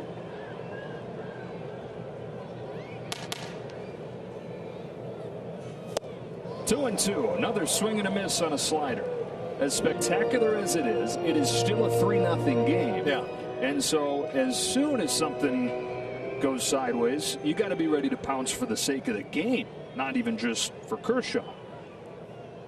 2-2. Curve gets him swinging. He had to break out the signature pitch at some point for a K, and he does on Buxton. Well, as a hitter, you've just been, you've been seeing the slider all day long, and then, to break out a curveball like that just completely throws you for a loop. That is 4 consecutive strikeouts for Kershaw. How about Buxton? Last night, 3 strikeouts. Today, 3 strikeouts. And Luis Arraez here, EK, has never struck out 3 times in a game in his career. He's the hardest player in baseball to strike out since he debuted 3 years ago. He's got 2 Ks 2 times up there today. 1 ball, 1 strike. Those are 2 of the 13 for Clayton Kershaw.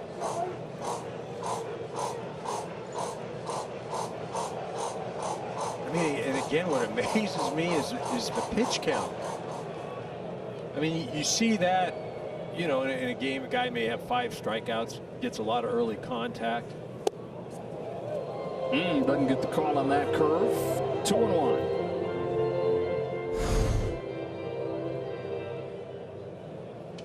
The pitch out of the zone,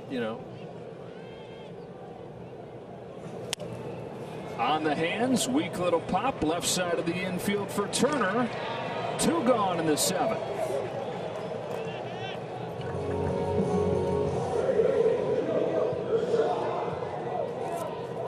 Three-time Cy Young Award winner, MVP with a no-hitter on his resume, a World Series ring. Poor dog. Jeez. Oh, man. I tell you what, he's earning every single penny.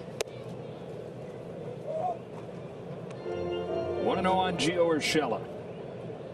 Wasn't he his no-hitter, too? That was the one that Hanley had the Yeah, that was misplay. That would have been up the middle. What a play! Oh, there's the play! It's from Gavin Lux.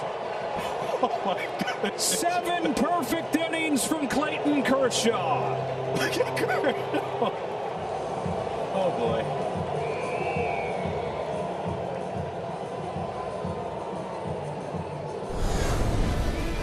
It's that play, and this was that. Scoots by Kershaw. Gavin Lux, who's positioned on the left side of the infield, picks it and makes the play. And Clayton Kershaw back in the dugout with some hugs that at least make you take another look down to the bullpen to see if Blake Treinen continues to warm. Strike one on Chris Taylor. Was the conversation that Dave Roberts sat down and had with him. You know I hate to do this, but you know I've got to. You get one more inning no matter where that pitch count sits. Yeah, you saw you almost, when you look back at that shot of Kershaw and Barnesy together as catcher, you know, it's almost like Kershaw's like, yeah, I think I'm out, and Barnesy's looking at him like, wait, huh? Oh, come on, man. You know, as a catcher, you want to be, you know, on the receiving end of a potential, you know, of history. Look, we talked about it, you know, earlier in the game, and you know, one of the reasons that Kersh came back to the Dodgers and wants it is to get that World Series, and he's going to have to be a pivotal part if they're to attain that. And you know, nothing is going to be won on a Wednesday in April in Minnesota. Nothing. But you could have some ramifications if you don't do things as planned and you get caught up in the moment. I think that's the thing. And had Dave Roberts had to try and break it down with logic like that, because nothing's going to make sense to Kershaw in this moment. Nothing's going to make full sense, but that's probably the best way to put it. What would you rather add to your line in Cooperstown? Yep. Through a perfect game or won another World Series? And you know how Kershaw is going to answer that. Full count on Taylor. Dodgers would love a little more offense here regardless of what's going on in the bottom of the innings. 3-0 lead. Feels like 100-0 with all the good things that have happened, but still way too close for comfort.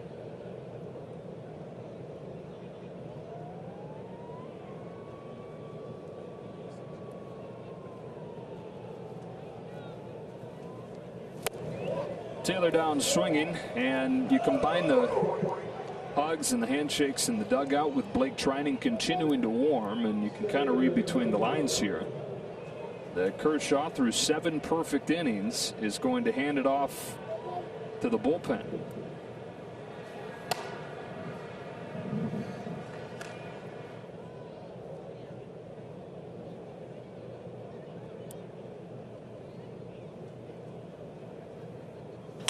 Cody Bellinger turns this ball around, right center field and deep. It is off the very top of the wall. No signal yet. There it is. It's a home run.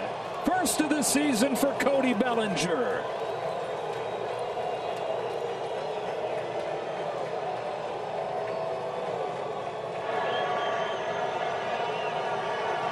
Pretty good day in Dodgerland right now, huh? Man, oh man.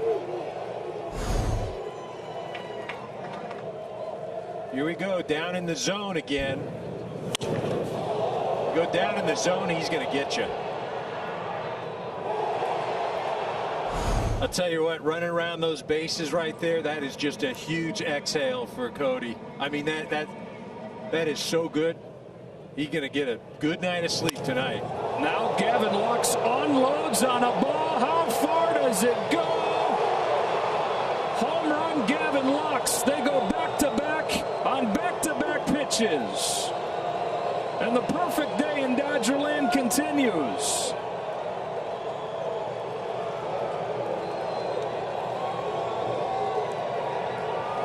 First of the season for Gavin Lux. Dodgers 5, Twins nothing. He knew it. Well, Lux just continues to have a torrid start to the season. Man, I mean, it's almost in the same spot. Both balls are not staying up there. Coming right back onto the field. Strike on Barnes.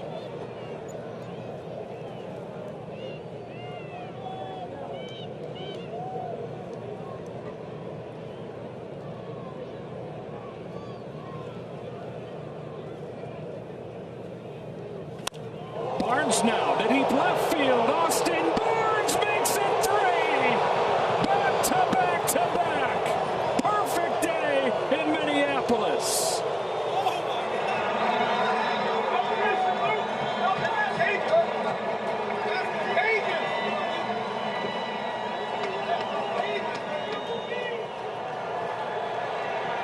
I tell you, Barnes, he said he was going to go home as a team leader in home runs.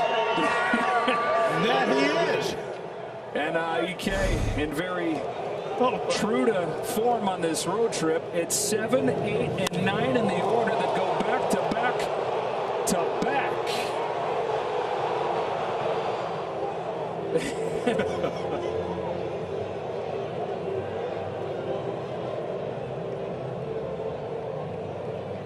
One home run through pretty much 5 games, and then 3 home runs and 3 hitters.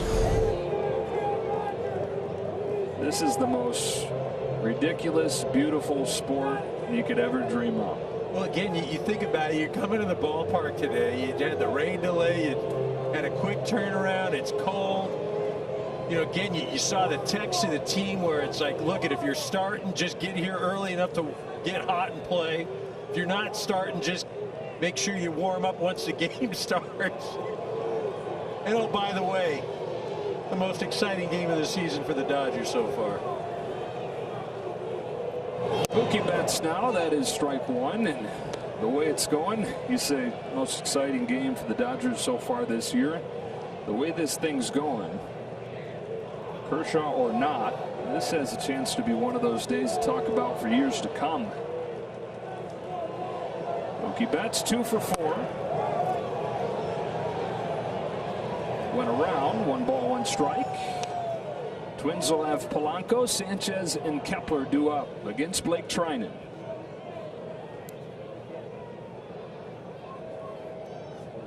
It's the inning where they got it done last night. They had the 6-run 8th. So 9 of the 13 runs they've scored have come in the 8th inning. So Alex Vesia has started to warm. Pop fly, short right. Who wants it? Over the shoulder of Rise at second makes the play.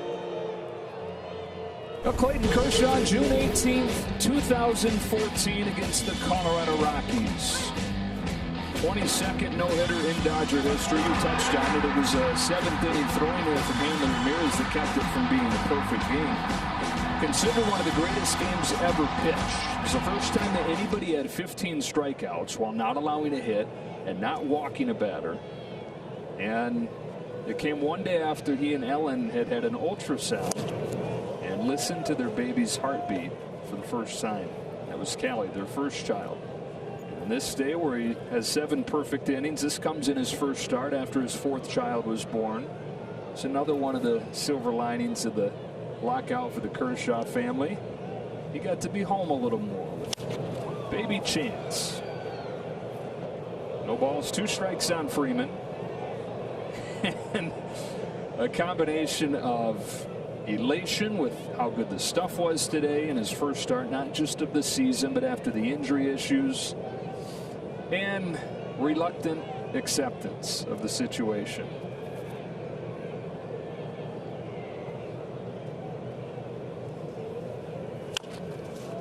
Here's a little spinner. Freddie Freeman going the other way, beating the defense. Second knock of the day for Freeman.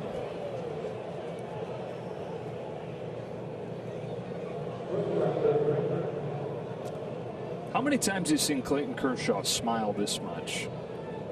No, I mean, he's truly enjoying it. And even when he was out there in the midst of it, you know, as competitive as we always see him, I mean, he was smiling, happy about it. And you know, usually in these situations when you're striving for something like this, whether it's a no-hitter or a perfect game, it's stoicism, nothing. But not Kirsch today. Ground out from Trey Turner ends the top of the 8th inning. 6-0 Dodgers. They hit back-to-back-to-back home runs. And the other side of things, the perfect side of things, the other perfect side after this.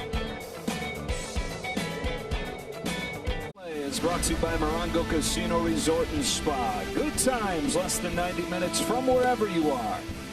And by the 2022 Ford F-150 truck and your Southern California Ford dealer, where the future comes standard. Back in Minneapolis, Clayton Kershaw's first time pitching here. First time pitching against the Twins. 7 perfect innings with 13 strikeouts, and Dave Roberts makes maybe the hardest decision of his managerial career here, but a decision that he ultimately, you know, feels like had to be made, given everything we've discussed. And so Some pressure put on Alex Vesia as he comes into the game. Faces the heart of the lineup, Jorge Polanco, taking strike one. Season debut for Vesia.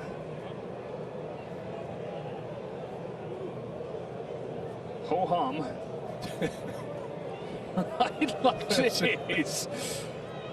Well, I mean, you're coming in after, the performance by Kersh, a 3 home run inning. I mean, it just, oh boy.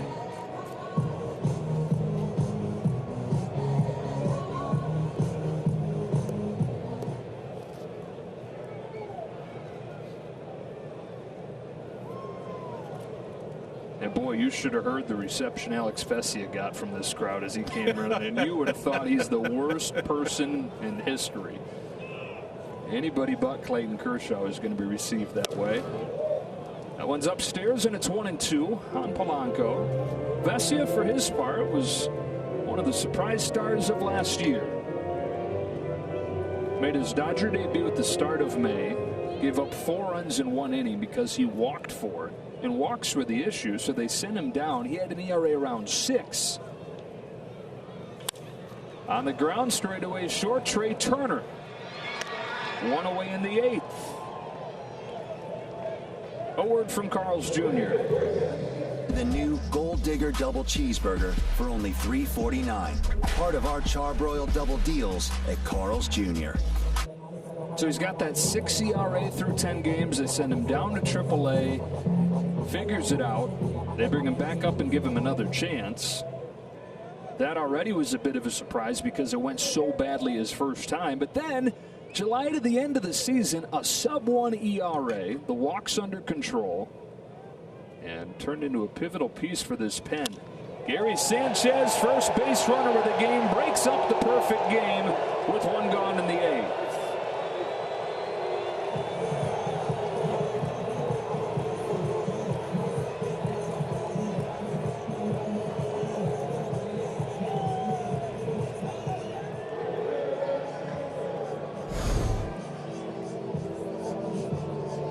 Dodgers had the shift on, and he hits his sing off the end of the bat. May even have broken his bat, but able to shoot it out to the right side. Twins finally get on the board in the hit column. Max Kepler taking ball 1. So now it becomes all about just getting the final 5 outs of this game and making sure that you still have the lead when it does. Do. What a day, man. Right? I mean, what a day, and what a brilliant reminder of the old cliche that you just never know what you're going to see when you come to the ballpark. A quick turnaround after last night's rain delay. Game finished technically earlier today. It's one of those days over the course of a grind of a season when you're in it as a player. It's like, all right, dig deep, get through this. Let's get back home, grind it out in this cold weather, hopefully come up with a win, and let's get back home. Then things happen. Sometimes memorable things. Sometimes things you talk about for a long time on a day when you least expect it.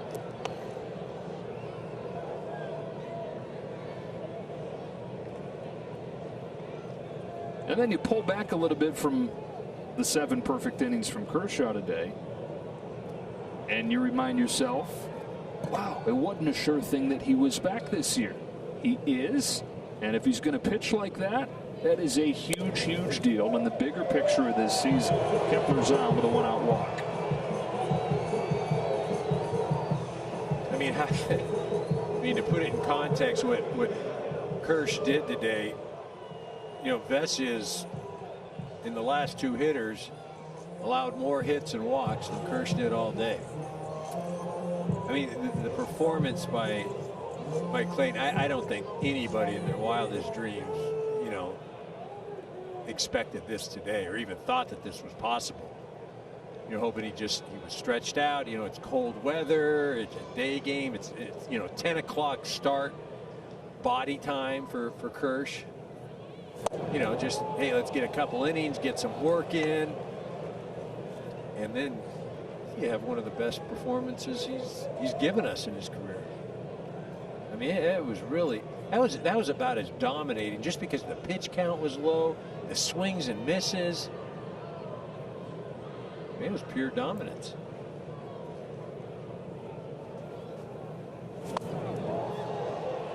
Nothing in 2 on Sano.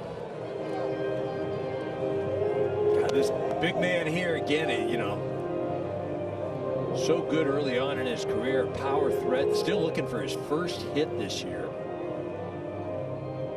You know, when he gets hot, man. You don't want to be in town when that happens. No.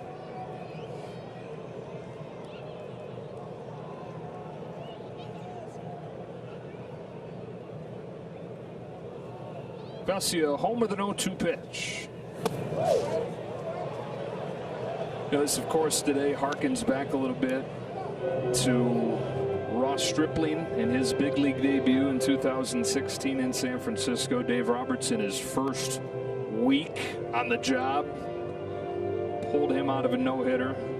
Obviously spectacularly different. You're talking about a guy in his first career start versus an inner circle Hall of Famer eventually. But same idea of the tough decisions you sometimes got to make. You oftentimes got to make as a manager.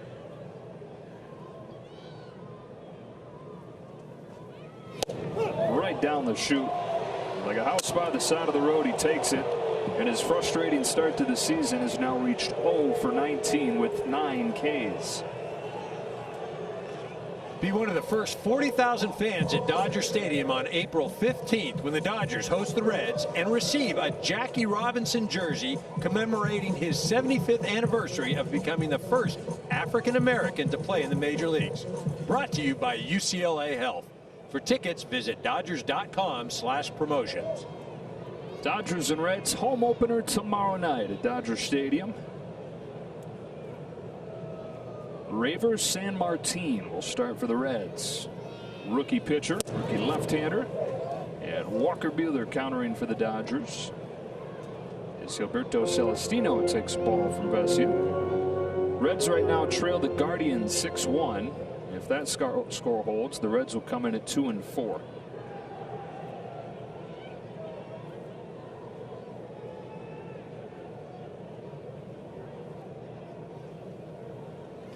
Celestino with a bullet that's caught by Lux. Perfectly positioned, and the Dodgers have 8 scoreless innings between Kershaw and Vesia. On the Nissan calendar, the home opener, 7 o'clock from Dodger Stadium. Walker Buehler takes the ball. And the Dodgers welcome in the Cincinnati Reds. 4 games with them, 3 games with the Braves. And perfect weather, mid-70s, sunny, slightly different here.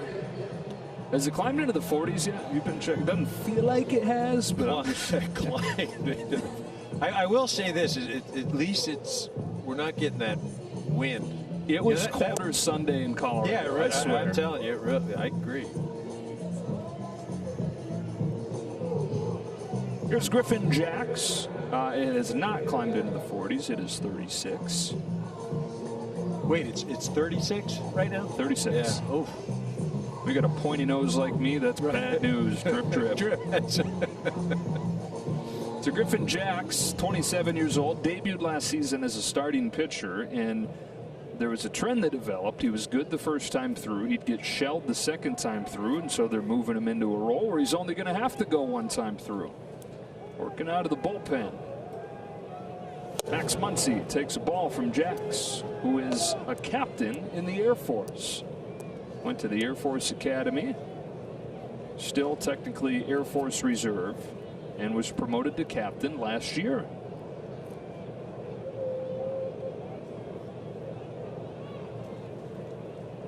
The captain comes home, and Muncy takes a strike. Muncy 0 for 1 today. Hit by pitch and 2 walks. I mean, you talk about a guy that can't wait to get home. You know, last year at home had an OPS of over 1,000, 23 home runs. absolutely dominated at Dodger Stadium. And he could just use some good fortune, some familiarity, some warmth. Get that tomorrow night.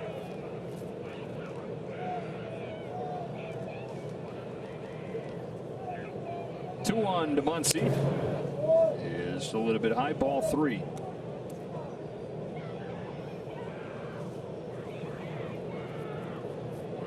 Justin Brule going to handle the 9th.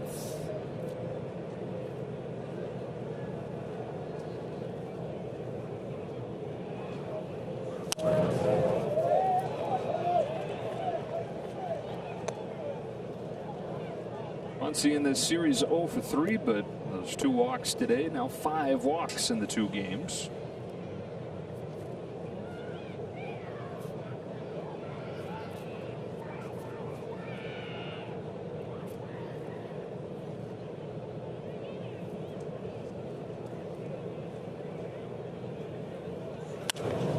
Turns this one around, deep right field. Muncy snapping the frustration with a 4th Dodger home run over the last 2 innings. His first of 2022 is a high arcing job, and the Dodgers lead at 7-0. You know, of all the games on this road trip, obviously the best game to have right before you return home. You've got that home opener tomorrow night. Everybody going to be feeling good on that plane. Tried to go up and into Muncy and not having any of it.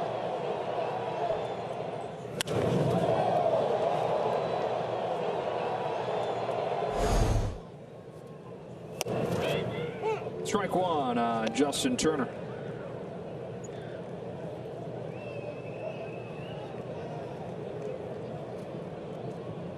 So man, oh man, it's got to feel good for Muncy, who frustration was piling up on him. As Turner flips this one into center field, Celestino charging on, makes the play.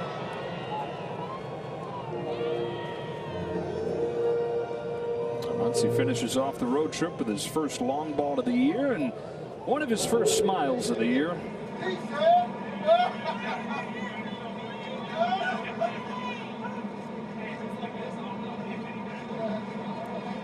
Dodgers 1 home run through the first 5 games, or first 4 games. 4 home runs over the last inning and a third.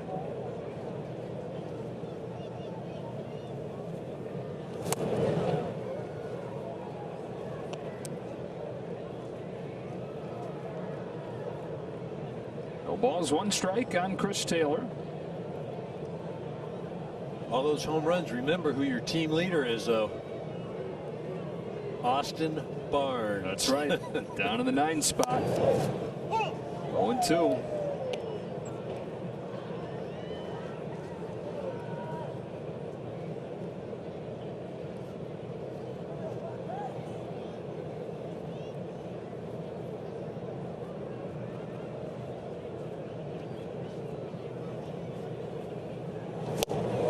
Two out.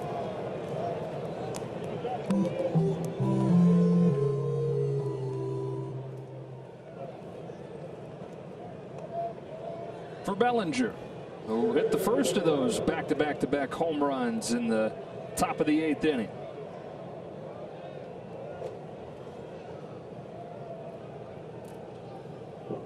A couple guys getting much-needed home runs.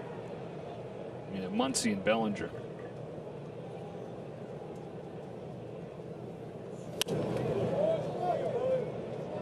Well, that's the thing. I mean, some guys just needed some feel good. You know, I mean, it's like I said, you know, this game is so mental. You can put yourself in such a state. There's so much downtime. You start thinking and you start wondering, but I mean, a lot of good thoughts going on that flight home that day. 101.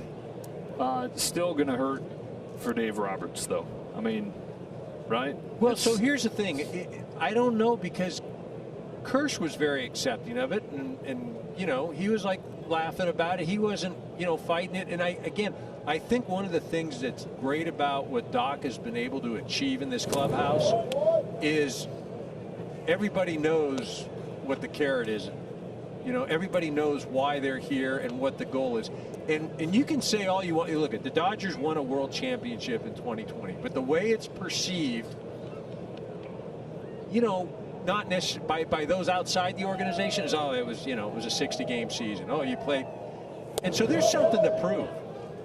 And I think every one of those guys in that clubhouse, especially the core guys, you know, this has been, you know, the best team in the last 10, 11 years, best, or, you know, 7, 8, 9, 10 years, right? There's one world championship. They want to win this year. That is it. That is it. End of story. Forget perfect game. Forget no-hitter. It's win a world championship this year. Doc said it. Doc said it. Remember that. Bellinger takes 2-out walk. Third walk of these 2 games for him. I'm with you. I still just, it's not easy, and it's not easy as a fan to sit and watch it either, right? You understand the thinking behind it, but selfishly, you want it. Yep. Selfishly, I want it. But that's not what this group is about. That's the difference. I'm sure as a fan, as an announcer, throw Kirsch out there for 150 pitches if it means perfect game, right? You know? But that's not what those guys are after. it's going to be really interesting to listen to Kershaw in the postgame and hear his take on it. But he was in a much different place emotionally than he would have been 3, 5, even 1 year ago. I can see the post. I told Doc I wanted to stay in. I wanted to stay in. He wouldn't let me stay in. I mean, it's just, like I said, with what we saw in the dugout and the interaction, that was, the decision was mutual. I mean, it was not a one-sided thing, which is the way it should be. Gavin Lux launched his first home run his last time up. Check swing foul here. When we finish, you'll have Kershaw's reaction, Dave Roberts' reaction, and plenty more on XS Sportsnet Dodgers with John and Jay Hare and Don Trell. And, of course, Kirsten getting all the reaction here from Minneapolis. Can't wait to see all of you home in Los Angeles tomorrow.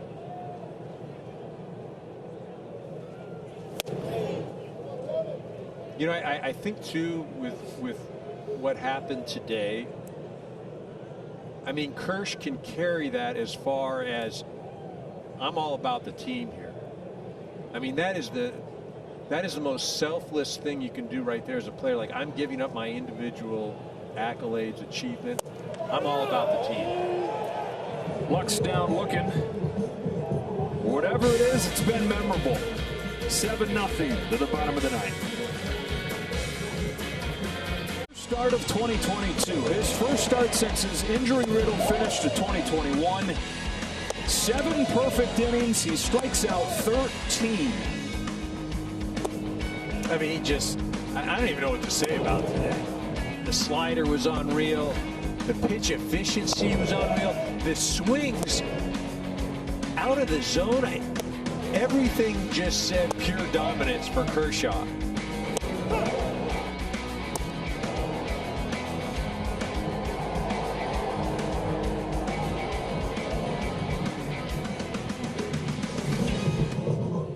And it bodes so well for the big picture in this 2022 season. For Kershaw, yeah, and for the Dodgers, who we've talked about through this road trip, the biggest question is the starting pitching. If he's looking like that, that goes a long way in lengthening the top of the rotation. And the trickle down to that for the depth of the rotation. Justin Brule comes into the game, gets strike 1 on Nick Gordon.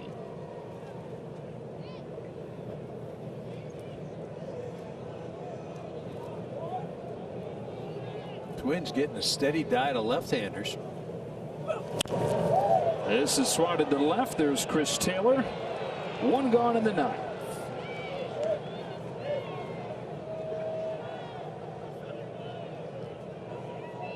Instead of Byron Buxton, up comes Trevor Larnach, who was just promoted from St. Paul earlier today.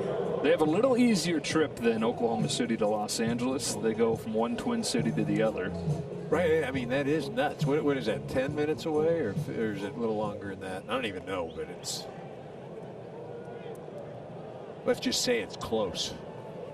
10 to 15 minutes, I'm being told by Minneapolis expert Matt Gangle.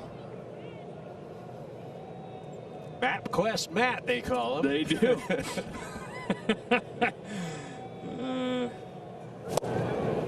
No balls, one strike.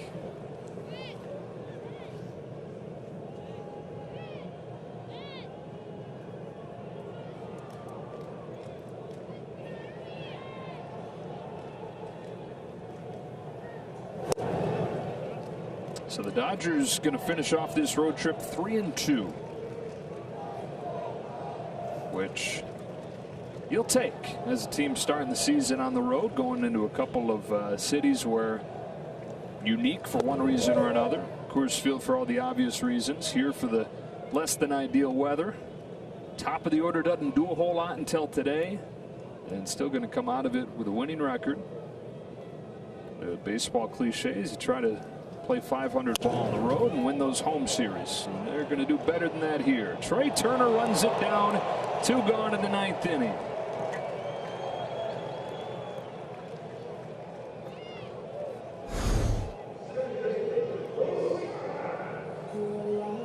Trey Turner using that athleticism. Got that pack around his waist. He's got the hood on as well. Does that pack have a battery in it? Right, yeah. The Bob Guerin battery pack. Keep you warm. If you weren't with us late last night, Bob Guerin wears a heated vest, battery powered. Luis Arraez, 2 gone in the 9th. 1 ball, no strikes. That's why he looks so dang comfy.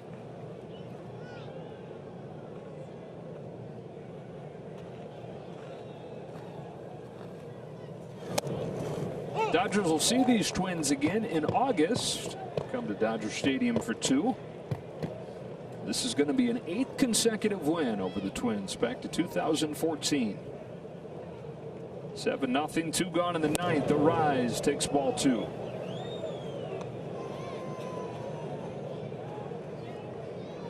Came into the series saying top of the order, Correa and Buxton. Wow, these guys can make some noise.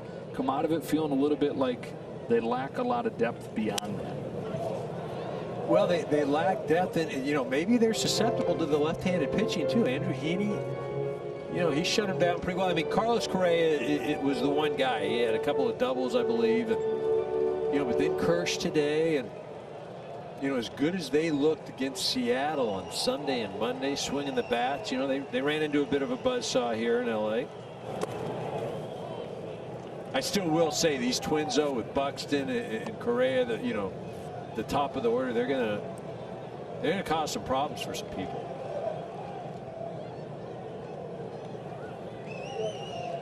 In a division where it's pretty wide open outside the White Sox on paper. Arraez hits this one in the air to right field. Mookie Betts is over there. That does it. A miserable Wednesday afternoon turned nearly perfect. 7 shutout and perfect innings from Clayton Kershaw. Bullpen finishes off the combined shutout. The Dodgers crush 4 home runs and finish off a winning road trip with a 7-0 victory over the Twins. Yeah, easily the best game for the Dodgers of this young season.